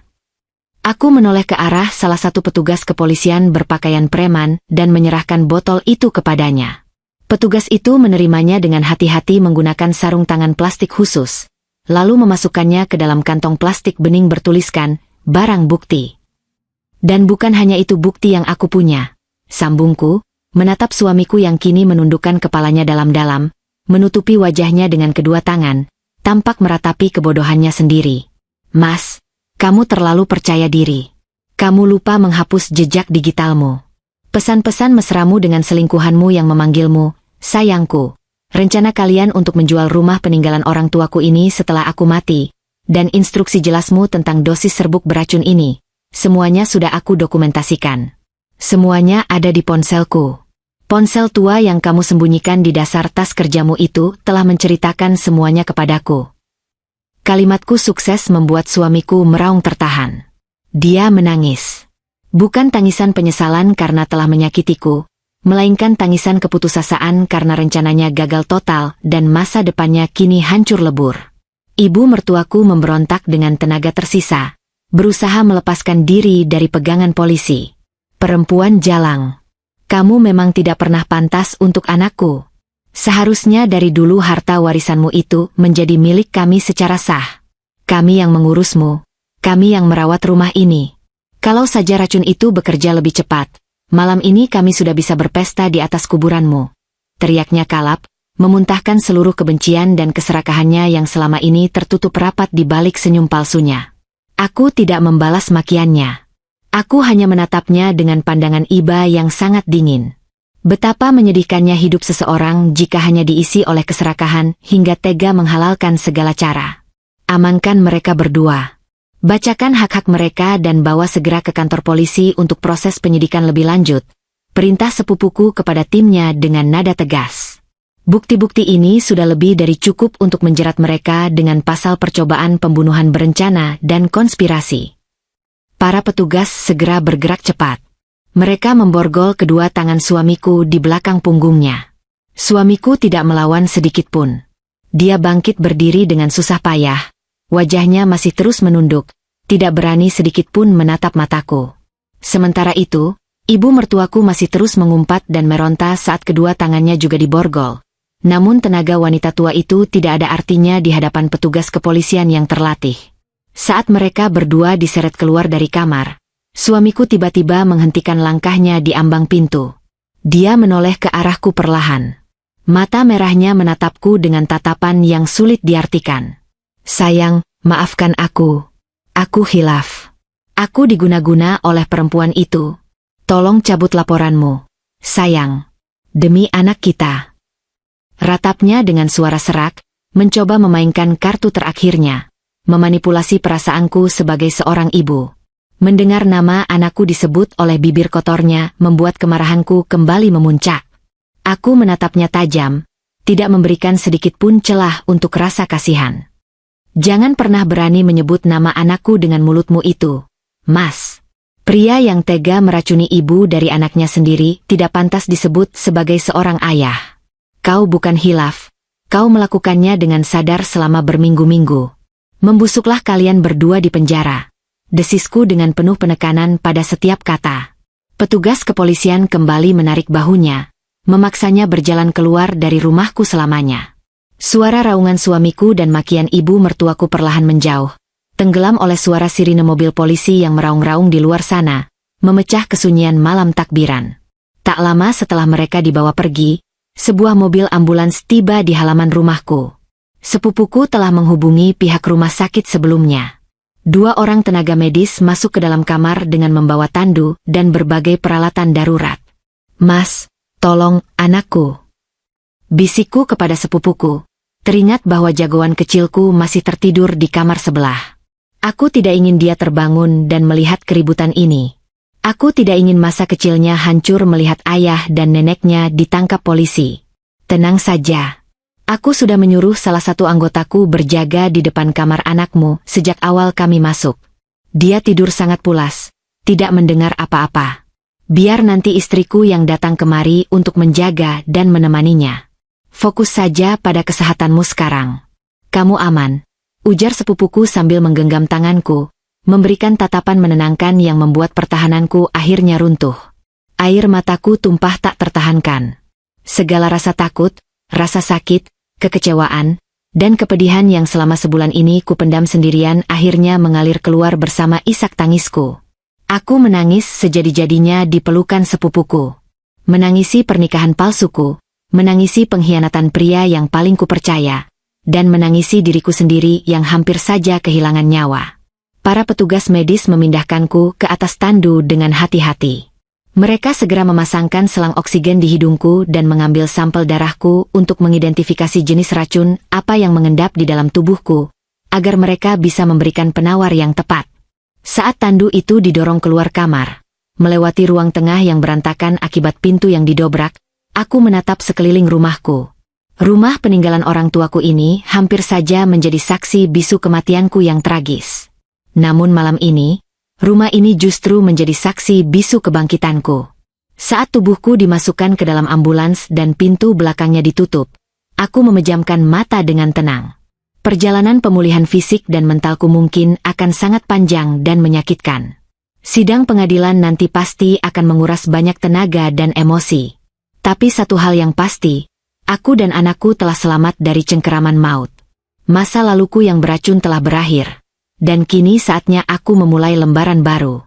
Cahaya putih yang menyilaukan perlahan menembus kelopak mataku yang terasa sangat berat. Aroma khas obat-obatan dan cairan antiseptik langsung menyergap indera penciumanku, menggantikan bau keringat dingin dan kepanikan yang semalaman mengurungku di dalam kamar tidurku sendiri. Sayup-sayup, telingaku menangkap suara ketukan teratur dari mesin pemantau detak jantung yang berada tak jauh dari kepalaku.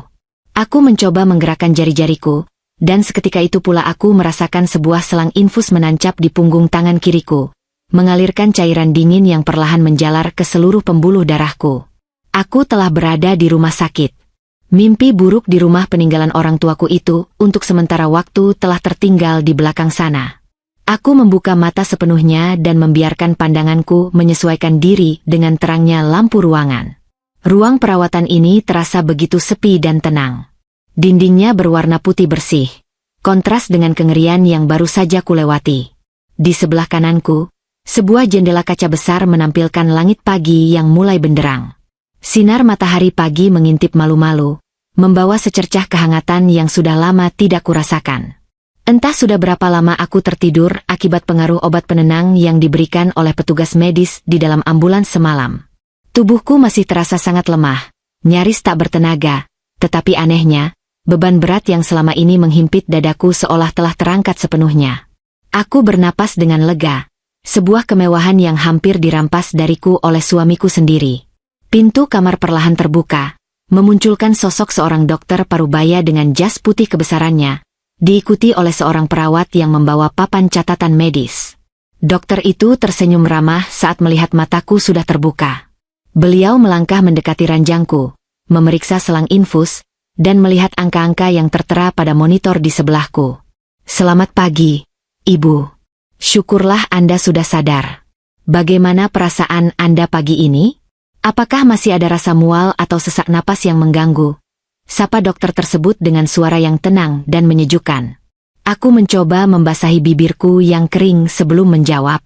"Selamat pagi, Dok. Masih terasa sedikit pusing, dan perut saya masih terasa perih. Tapi rasanya jauh lebih baik dibandingkan semalam." Jawabku dengan suara yang pelan dan serak. Tenggorokanku masih terasa sakit, mungkin karena efek dari zat berbahaya yang selama ini melewati saluran pencernaanku. Dokter itu mengangguk pelan. Raut wajahnya berubah menjadi lebih serius namun tetap memancarkan empati yang dalam. "Kami telah melakukan pemeriksaan menyeluruh dan uji laboratorium terhadap sampel darah serta cairan lambung Anda semalam. Kami juga sudah berkoordinasi dengan pihak kepolisian yang membawa botol kecil berisi serbuk tersebut. Hasilnya memang sangat mengejutkan dan, sejujurnya, sangat mengerikan." Dokter itu menghela napas panjang sebelum melanjutkan penjelasannya. "Zat yang selama ini masuk ke dalam tubuh Anda adalah sejenis racun arsenik yang telah dicampur dengan senyawa kimia lain agar tidak berbau dan mudah larut dalam cairan atau makanan berkuah. Ini adalah jenis racun pembunuh diam-diam. Racun ini bekerja dengan cara merusak sistem pencernaan secara perlahan, mengganggu penyerapan nutrisi, dan secara bertahap menghancurkan fungsi organ dalam seperti hati dan ginjal. Itulah mengapa Anda mengalami mual yang hebat, rambut rontok, penurunan berat badan yang drastis, dan kelemahan kronis yang menyerupai gejala penyakit lambung akut," jelas dokter itu panjang lebar. Mendengar penjelasan medis itu, sekujur tubuhku merinding hebat. Kengerian itu kembali merayap di tengkuku. Arsenik. Senjata yang sangat klasik namun mematikan. Betapa teganya suamiku menaburkan zat mematikan itu ke dalam makanan dan minumanku setiap hari. Lalu menatap mataku dengan senyum penuh kasih sayang palsu sambil memaksaku menelannya. Setiap suapan yang kuterima dari tangannya adalah langkah yang membawaku semakin dekat menuju liang lahat. Lalu, bagaimana dengan kondisi organ dalam saya sekarang? Dok, apakah kerusakannya permanen? Apakah saya bisa sembuh seperti sedia kala? Tanyaku dengan suara bergetar. Ketakutan akan masa depan tiba-tiba menyergapku. Aku harus hidup. Aku harus sehat kembali demi membesarkan anakku. Anda sangat beruntung, Ibu. Tubuh Anda memiliki sistem pertahanan yang luar biasa. Beruntung Anda segera menyadari rasa aneh itu dan memuntahkan suapan terakhir yang ternyata mengandung dosis paling tinggi dan paling mematikan. Jika dosis terakhir itu sempat tertelan dan menyebar di aliran darah Anda, kami mungkin tidak akan punya waktu untuk menyelamatkan nyawa Anda semalam, ujar dokter itu dengan nada penuh kelegaan. Beliau kemudian membuka catatan medisnya. Kerusakan pada dinding lambung Anda memang cukup parah, terjadi peradangan yang masif. Namun, kabar baiknya adalah ginjal dan hati Anda masih berfungsi dengan cukup baik dan belum mengalami kerusakan permanen yang fatal. Kami sudah memberikan obat penawar racun melalui cairan infus Anda untuk mengikat sisa-sisa zat beracun di dalam darah dan membuangnya melalui urin. Anda harus menjalani perawatan intensif di sini setidaknya selama 1 hingga 2 minggu ke depan untuk pemulihan lambung dan detoksifikasi total. Butuh waktu yang tidak sebentar, serta diet makanan yang sangat ketat, tetapi saya yakin Anda akan bisa pulih sepenuhnya. Air mata kelegaan menetes dari sudut mataku. Aku mengangguk pelan dan mengucapkan terima kasih yang sebesar-besarnya kepada dokter dan perawat tersebut. Setelah mereka keluar dari ruangan untuk memeriksa pasien lain, aku kembali sendirian. Dalam keheningan itu, aku membiarkan diriku menangis tanpa suara. Aku menangisi tahun-tahun yang terbuang sia-sia bersama pria berhati iblis itu. Aku menangisi kepolosanku yang terlalu mudah percaya pada kata-kata manis dan janji-janji palsu. Namun lebih dari itu, aku menangis karena bersyukur kepada Tuhan yang masih memberiku kesempatan kedua untuk hidup dan melihat matahari terbit. Menjelang siang, pintu kamar perawatanku kembali terbuka. Kali ini, sepupuku, Mas Danang, melangkah masuk dengan raut wajah yang terlihat sangat lelah namun menyiratkan kepuasan. Di belakangnya, seorang suster masuk sambil menuntun seorang anak kecil yang sangat kurindukan. Anakku. Jagoan kecilku yang mengenakan jaket tebal dan membawa boneka beruang kesayangannya. Ibu, teriak anakku dengan suara nyaring begitu melihatku terbaring di atas ranjang. Dia berlari kecil mendekati ranjang, namun langkahnya terhenti saat melihat banyak selang dan mesin di sekitarku. Wajah cerianya berubah menjadi cemas. Dia menatapku dengan mata bulatnya yang mulai berkaca-kaca. Sini, sayang. Pelan-pelan ya. Panggilku sambil mengulurkan tangan kananku yang bebas dari selang infus. Anakku mendekat dengan hati-hati. Aku memeluk tubuh mungilnya dengan erat, mencium aroma rambutnya yang khas. Tangisku kembali pecah, namun kali ini adalah tangisan kebahagiaan. Aku mendekapnya seolah dia adalah satu-satunya pelampung di tengah lautan badai yang baru saja menerjangku. Mas Danang berdiri di sudut ruangan, memberikan kami waktu untuk melepas rindu. Ibu sakit apa? Kenapa tangannya ditusuk jarum begitu? Sakit ya, Bu?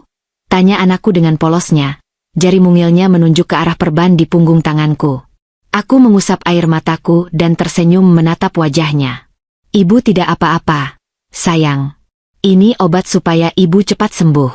Ibu harus menginap di sini beberapa hari. Kamu tidak apa-apa kan kalau sementara waktu tidur di rumah Paman Danang bersama Bibi?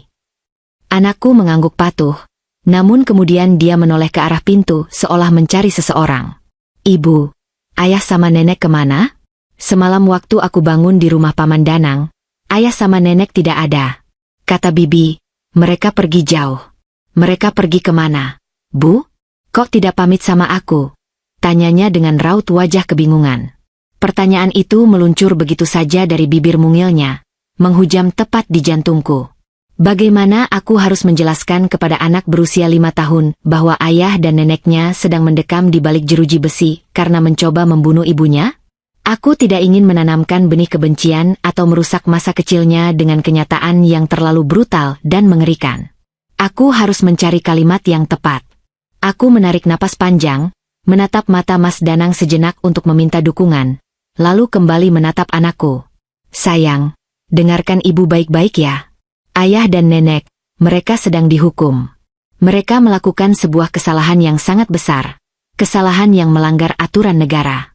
Jadi, Pak Polisi harus membawa mereka pergi untuk belajar menyadari kesalahan mereka di tempat yang jauh. Mereka tidak akan pulang ke rumah kita dalam waktu yang sangat lama. Mungkin, mereka tidak akan pernah pulang lagi ke rumah kita. Anakku terdiam sejenak, mencoba mencerna kata-kataku dengan otak kecilnya. Kesalahan apa, Bu? Apakah ayah merusak mainan orang lain? Atau nenek mengambil barang yang bukan miliknya? Tanyanya lagi. Sesuatu seperti itu, sayang. Mereka mengambil sesuatu yang bukan hak mereka dan menyakiti orang lain. Tapi kamu tidak perlu memikirkan itu ya. Yang penting sekarang, kamu punya ibu, kamu punya paman Danang, dan bibi. Kami semua sangat menyayangimu. Kamu anak yang pintar dan kuat. Kita akan melewati ini berdua, ya? Bujukku sambil mengelus pipinya yang tembem. Anakku akhirnya mengangguk meski wajahnya masih terlihat sedikit murung. Dia memeluk leherku lagi. Iya, Bu. Aku akan temani ibu terus sampai ibu sembuh. Nanti kalau ibu sudah pulang, kita beli es krim ya. Tentu saja, sayang. Sebanyak yang kamu mau, balasku sambil mengecup keningnya. Setelah puas melepas rindu, istri Mas Danang yang sedari tadi menunggu di luar masuk untuk menjemput anakku, membawanya pergi ke kantin rumah sakit untuk membeli makanan agar aku dan Mas Danang bisa berbicara secara leluasa. Begitu pintu tertutup, suasana di dalam kamar kembali hening. Mas Danang menarik kursi dan duduk di sebelah ranjangku. Wajah pengacaranya kini kembali serius. Bagaimana prosesnya semalam, Mas? Apakah mereka mengakui perbuatannya? Tanyaku tanpa basa-basi, tidak sabar ingin mengetahui kelanjutan nasib para pengkhianat itu.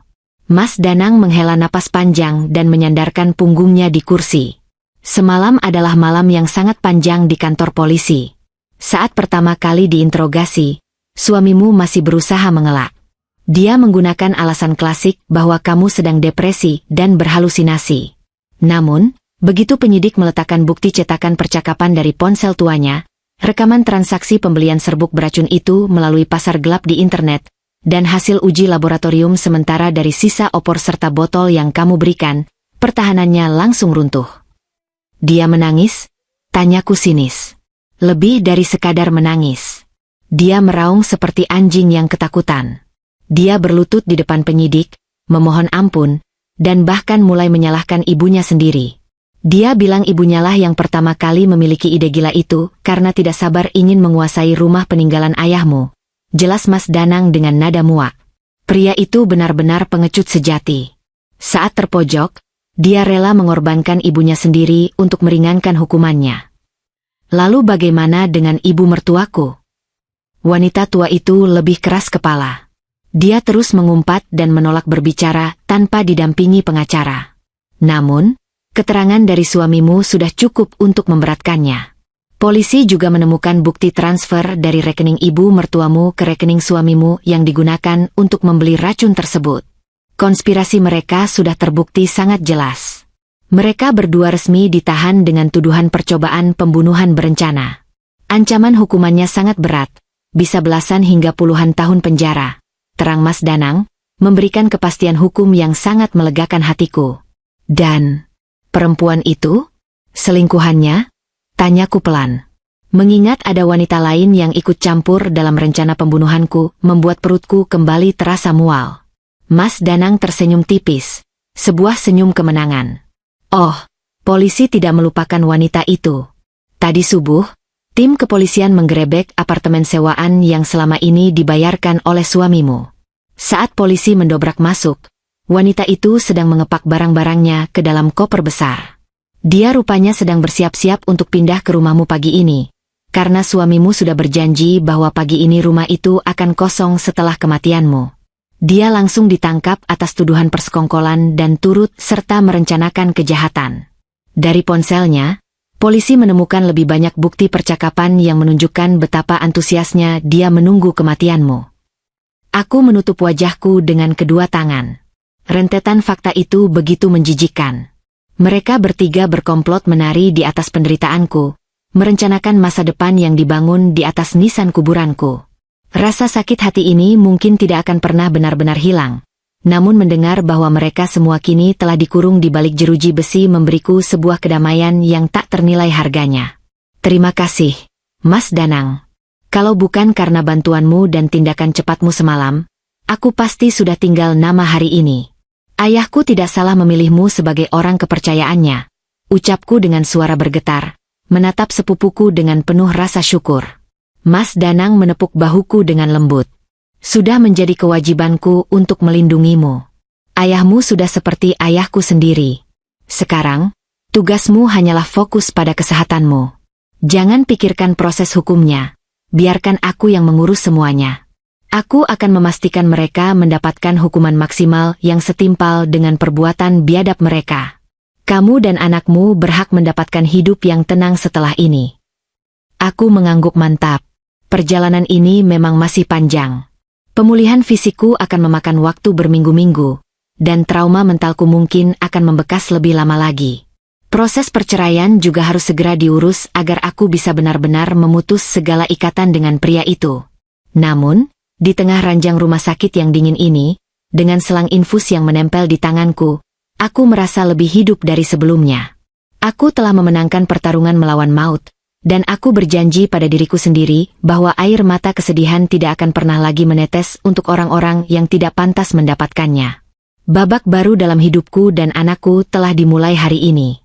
6 bulan telah berlalu sejak malam mengerikan di mana aku nyaris meregang nyawa di atas ranjangku sendiri. Waktu ternyata adalah obat penyembuh yang cukup mujarab. Tubuhku yang dulu kurus kering bagaikan tengkorak hidup kini telah kembali berisi. Kulitku kembali merona, dan rambutku yang sempat rontok parah kini mulai tumbuh lebat kembali. Pemulihan lambungku berjalan dengan sangat baik berkat diet ketat dan perawatan medis yang disiplin. Luka fisikku perlahan memudar. Meski luka di dalam hatiku masih sering berdenyut ngilu setiap kali bayangan masa lalu itu melintas di kepalaku. Namun, aku tidak membiarkan luka itu menguasaiku. Aku telah mengubah rasa sakit itu menjadi sebuah perisai baja yang membuatku jauh lebih kuat dari sebelumnya.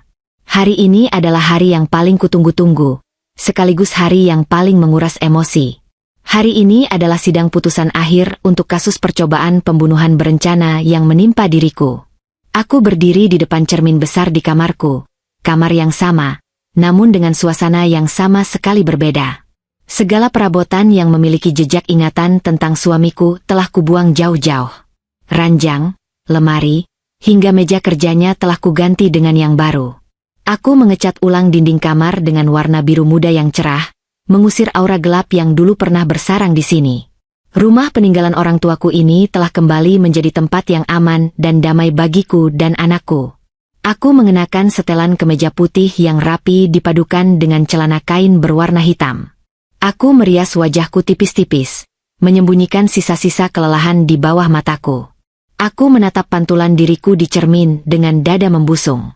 Aku bukan lagi wanita lemah yang terbaring pasrah menunggu ajalnya. Aku adalah seorang ibu yang tangguh, seorang wanita yang telah bangkit dari abu kehancuran. Aku siap menghadapi mereka untuk yang terakhir kalinya.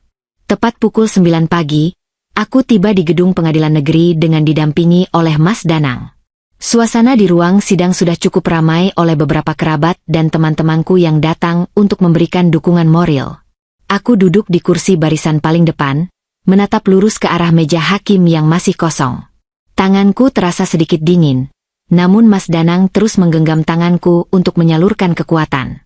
Tak lama kemudian, pintu ruang tahanan sementara yang berada di samping ruang sidang terbuka. Petugas kejaksaan menggiring 3 orang terdakwa masuk ke dalam ruangan.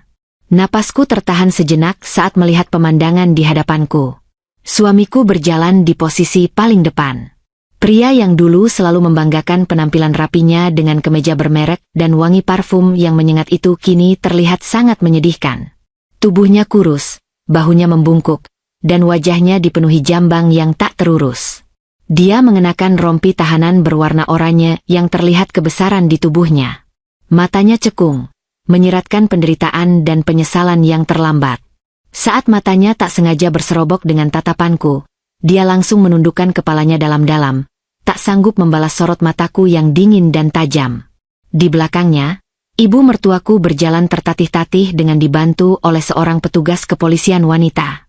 Kesombongan dan arogansi yang selalu melekat pada dirinya kini telah lenyap tak bersisa.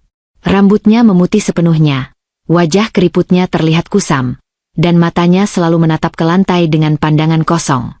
Ambisinya untuk menguasai hartaku telah membawanya ke titik terendah dalam hidupnya, menghabiskan sisa masa tuanya di balik jeruji besi yang dingin. Terdakwa terakhir yang masuk adalah selingkuhan suamiku. Wanita muda yang dulu bermimpi menjadi nyonya di rumahku itu kini tak lagi terlihat cantik dan menggoda. Wajahnya pucat, riasan tebalnya tergantikan oleh jejak air mata, dan dia terus-menerus terisak pelan sambil menutupi wajahnya dengan tangan yang diborgol. Mereka bertiga duduk di kursi pesakitan, menanti palu keadilan dijatuhkan atas perbuatan keji mereka. Majelis hakim memasuki ruang sidang, dan seluruh hadirin berdiri untuk memberikan penghormatan. Sidang pun dimulai. Selama proses persidangan yang telah memakan waktu berbulan-bulan ini, semua bukti telah dibeberkan dengan sangat jelas. Rekaman percakapan di ponsel tua itu, kesaksian dari ahli forensik mengenai kandungan arsenik dalam sisa makanan dan botol kaca, serta rekam medis yang menunjukkan kondisi lambungku yang hancur lebur, semuanya tidak terbantahkan. Tidak ada satupun celah bagi pengacara pembela mereka untuk mengelak dari jerat hukum. Pada sidang-sidang sebelumnya, aku telah memberikan kesaksianku di mimbar pengadilan, menceritakan kembali setiap rasa sakit, setiap kecurigaan, dan setiap kengerian yang kualami malam itu dengan suara lantang dan tegar. Aku menolak untuk menangis di depan mereka. Aku menolak memberikan kepuasan kepada mereka dengan melihat kerapuhanku. Hari ini, majelis hakim membacakan pertimbangan dan kesimpulan akhir mereka. Suara ketua majelis hakim bergema dengan tegas di seluruh penjuru ruang sidang, membacakan rentetan pasal yang memberatkan ketiga terdakwa. Hakim menyatakan bahwa perbuatan mereka sangat terencana, sistematis, dan tidak berperi kemanusiaan, dilakukan atas dasar keserakahan dan niat jahat untuk merampas hak milik orang lain dengan cara menghilangkan nyawa. Berdasarkan bukti-bukti yang sah dan meyakinkan, serta keterangan para saksi, pengadilan menyatakan bahwa terdakwa 1 dan terdakwa 2 terbukti secara sah dan meyakinkan bersalah melakukan tindak pidana percobaan pembunuhan berencana. Suara hakim memecah ketegangan. Jantungku berdebar kencang menunggu angka hukuman yang akan diucapkan.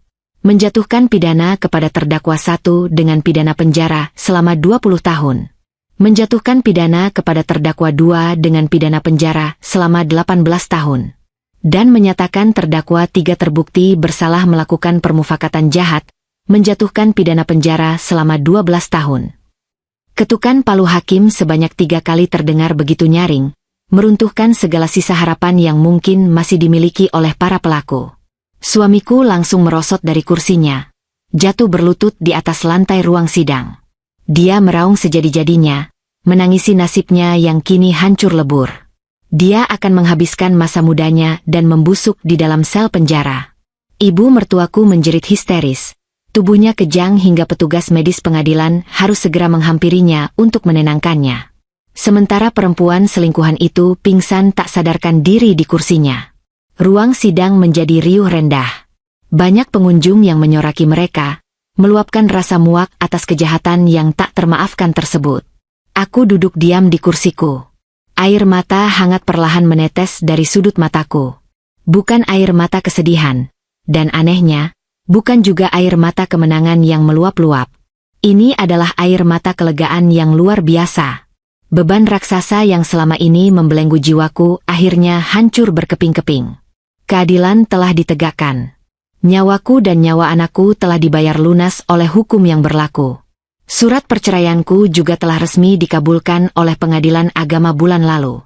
Pria itu tidak lagi memiliki hak apapun atasku, baik sebagai suami maupun sebagai ayah dari anakku. Hak asuh anak sepenuhnya jatuh ke tanganku, dan pria itu dicabut haknya secara permanen. Mas Danang memelukku erat dari samping. Sudah selesai. Kamu berhasil. Kamu luar biasa tangguh, bisiknya dengan suara serak menahan haru. Aku membalas pelukannya. Terima kasih, Mas, untuk segalanya. Aku bangkit dari kursiku dan berjalan keluar dari ruang sidang tanpa menoleh sedikit pun ke belakang. Aku tidak peduli lagi dengan teriakan dan tangisan mereka. Masa laluku telah tertinggal di dalam ruangan itu, terkunci bersama palu hakim yang telah diketukan. Begitu aku melangkah keluar dari pintu utama gedung pengadilan, hembusan angin sejuk langsung menyapu wajahku. Langit siang itu terlihat sangat cerah, tanpa sehelai awan mendung pun yang menghalangi teriknya matahari. Aku menarik napas dalam-dalam, merasakan udara segar memenuhi paru-paruku yang kini bebas dari ancaman racun apapun. Sore harinya, aku duduk di teras belakang rumahku. Secangkir teh chamomile hangat mengepulkan asap tipis di atas meja kecil di hadapanku. Aku menyeruput teh itu perlahan, menikmati rasa manis dan hangatnya yang mengalir di tenggorokanku tanpa ada lagi rasa takut atau curiga akan rasa pahit yang mematikan. Taman belakang rumahku terlihat sangat indah. Bunga-bunga mawar yang baru saja kutanam beberapa bulan lalu kini mulai mekar dengan warna-warni yang cerah. Suara tawar yang terdengar dari arah pintu kaca. Anakku berlari keluar dengan membawa mainan mobil-mobilan barunya. Dia menghampiriku dan langsung memanjat ke pangkuanku. Wajahnya memancarkan kebahagiaan dan kepolosan yang tidak tersentuh oleh kejahatan dunia. Sejak ayahnya ditangkap, aku telah memberikan penjelasan sederhana namun konsisten bahwa ayahnya harus pergi ke tempat yang sangat jauh untuk bertanggung jawab atas kesalahannya.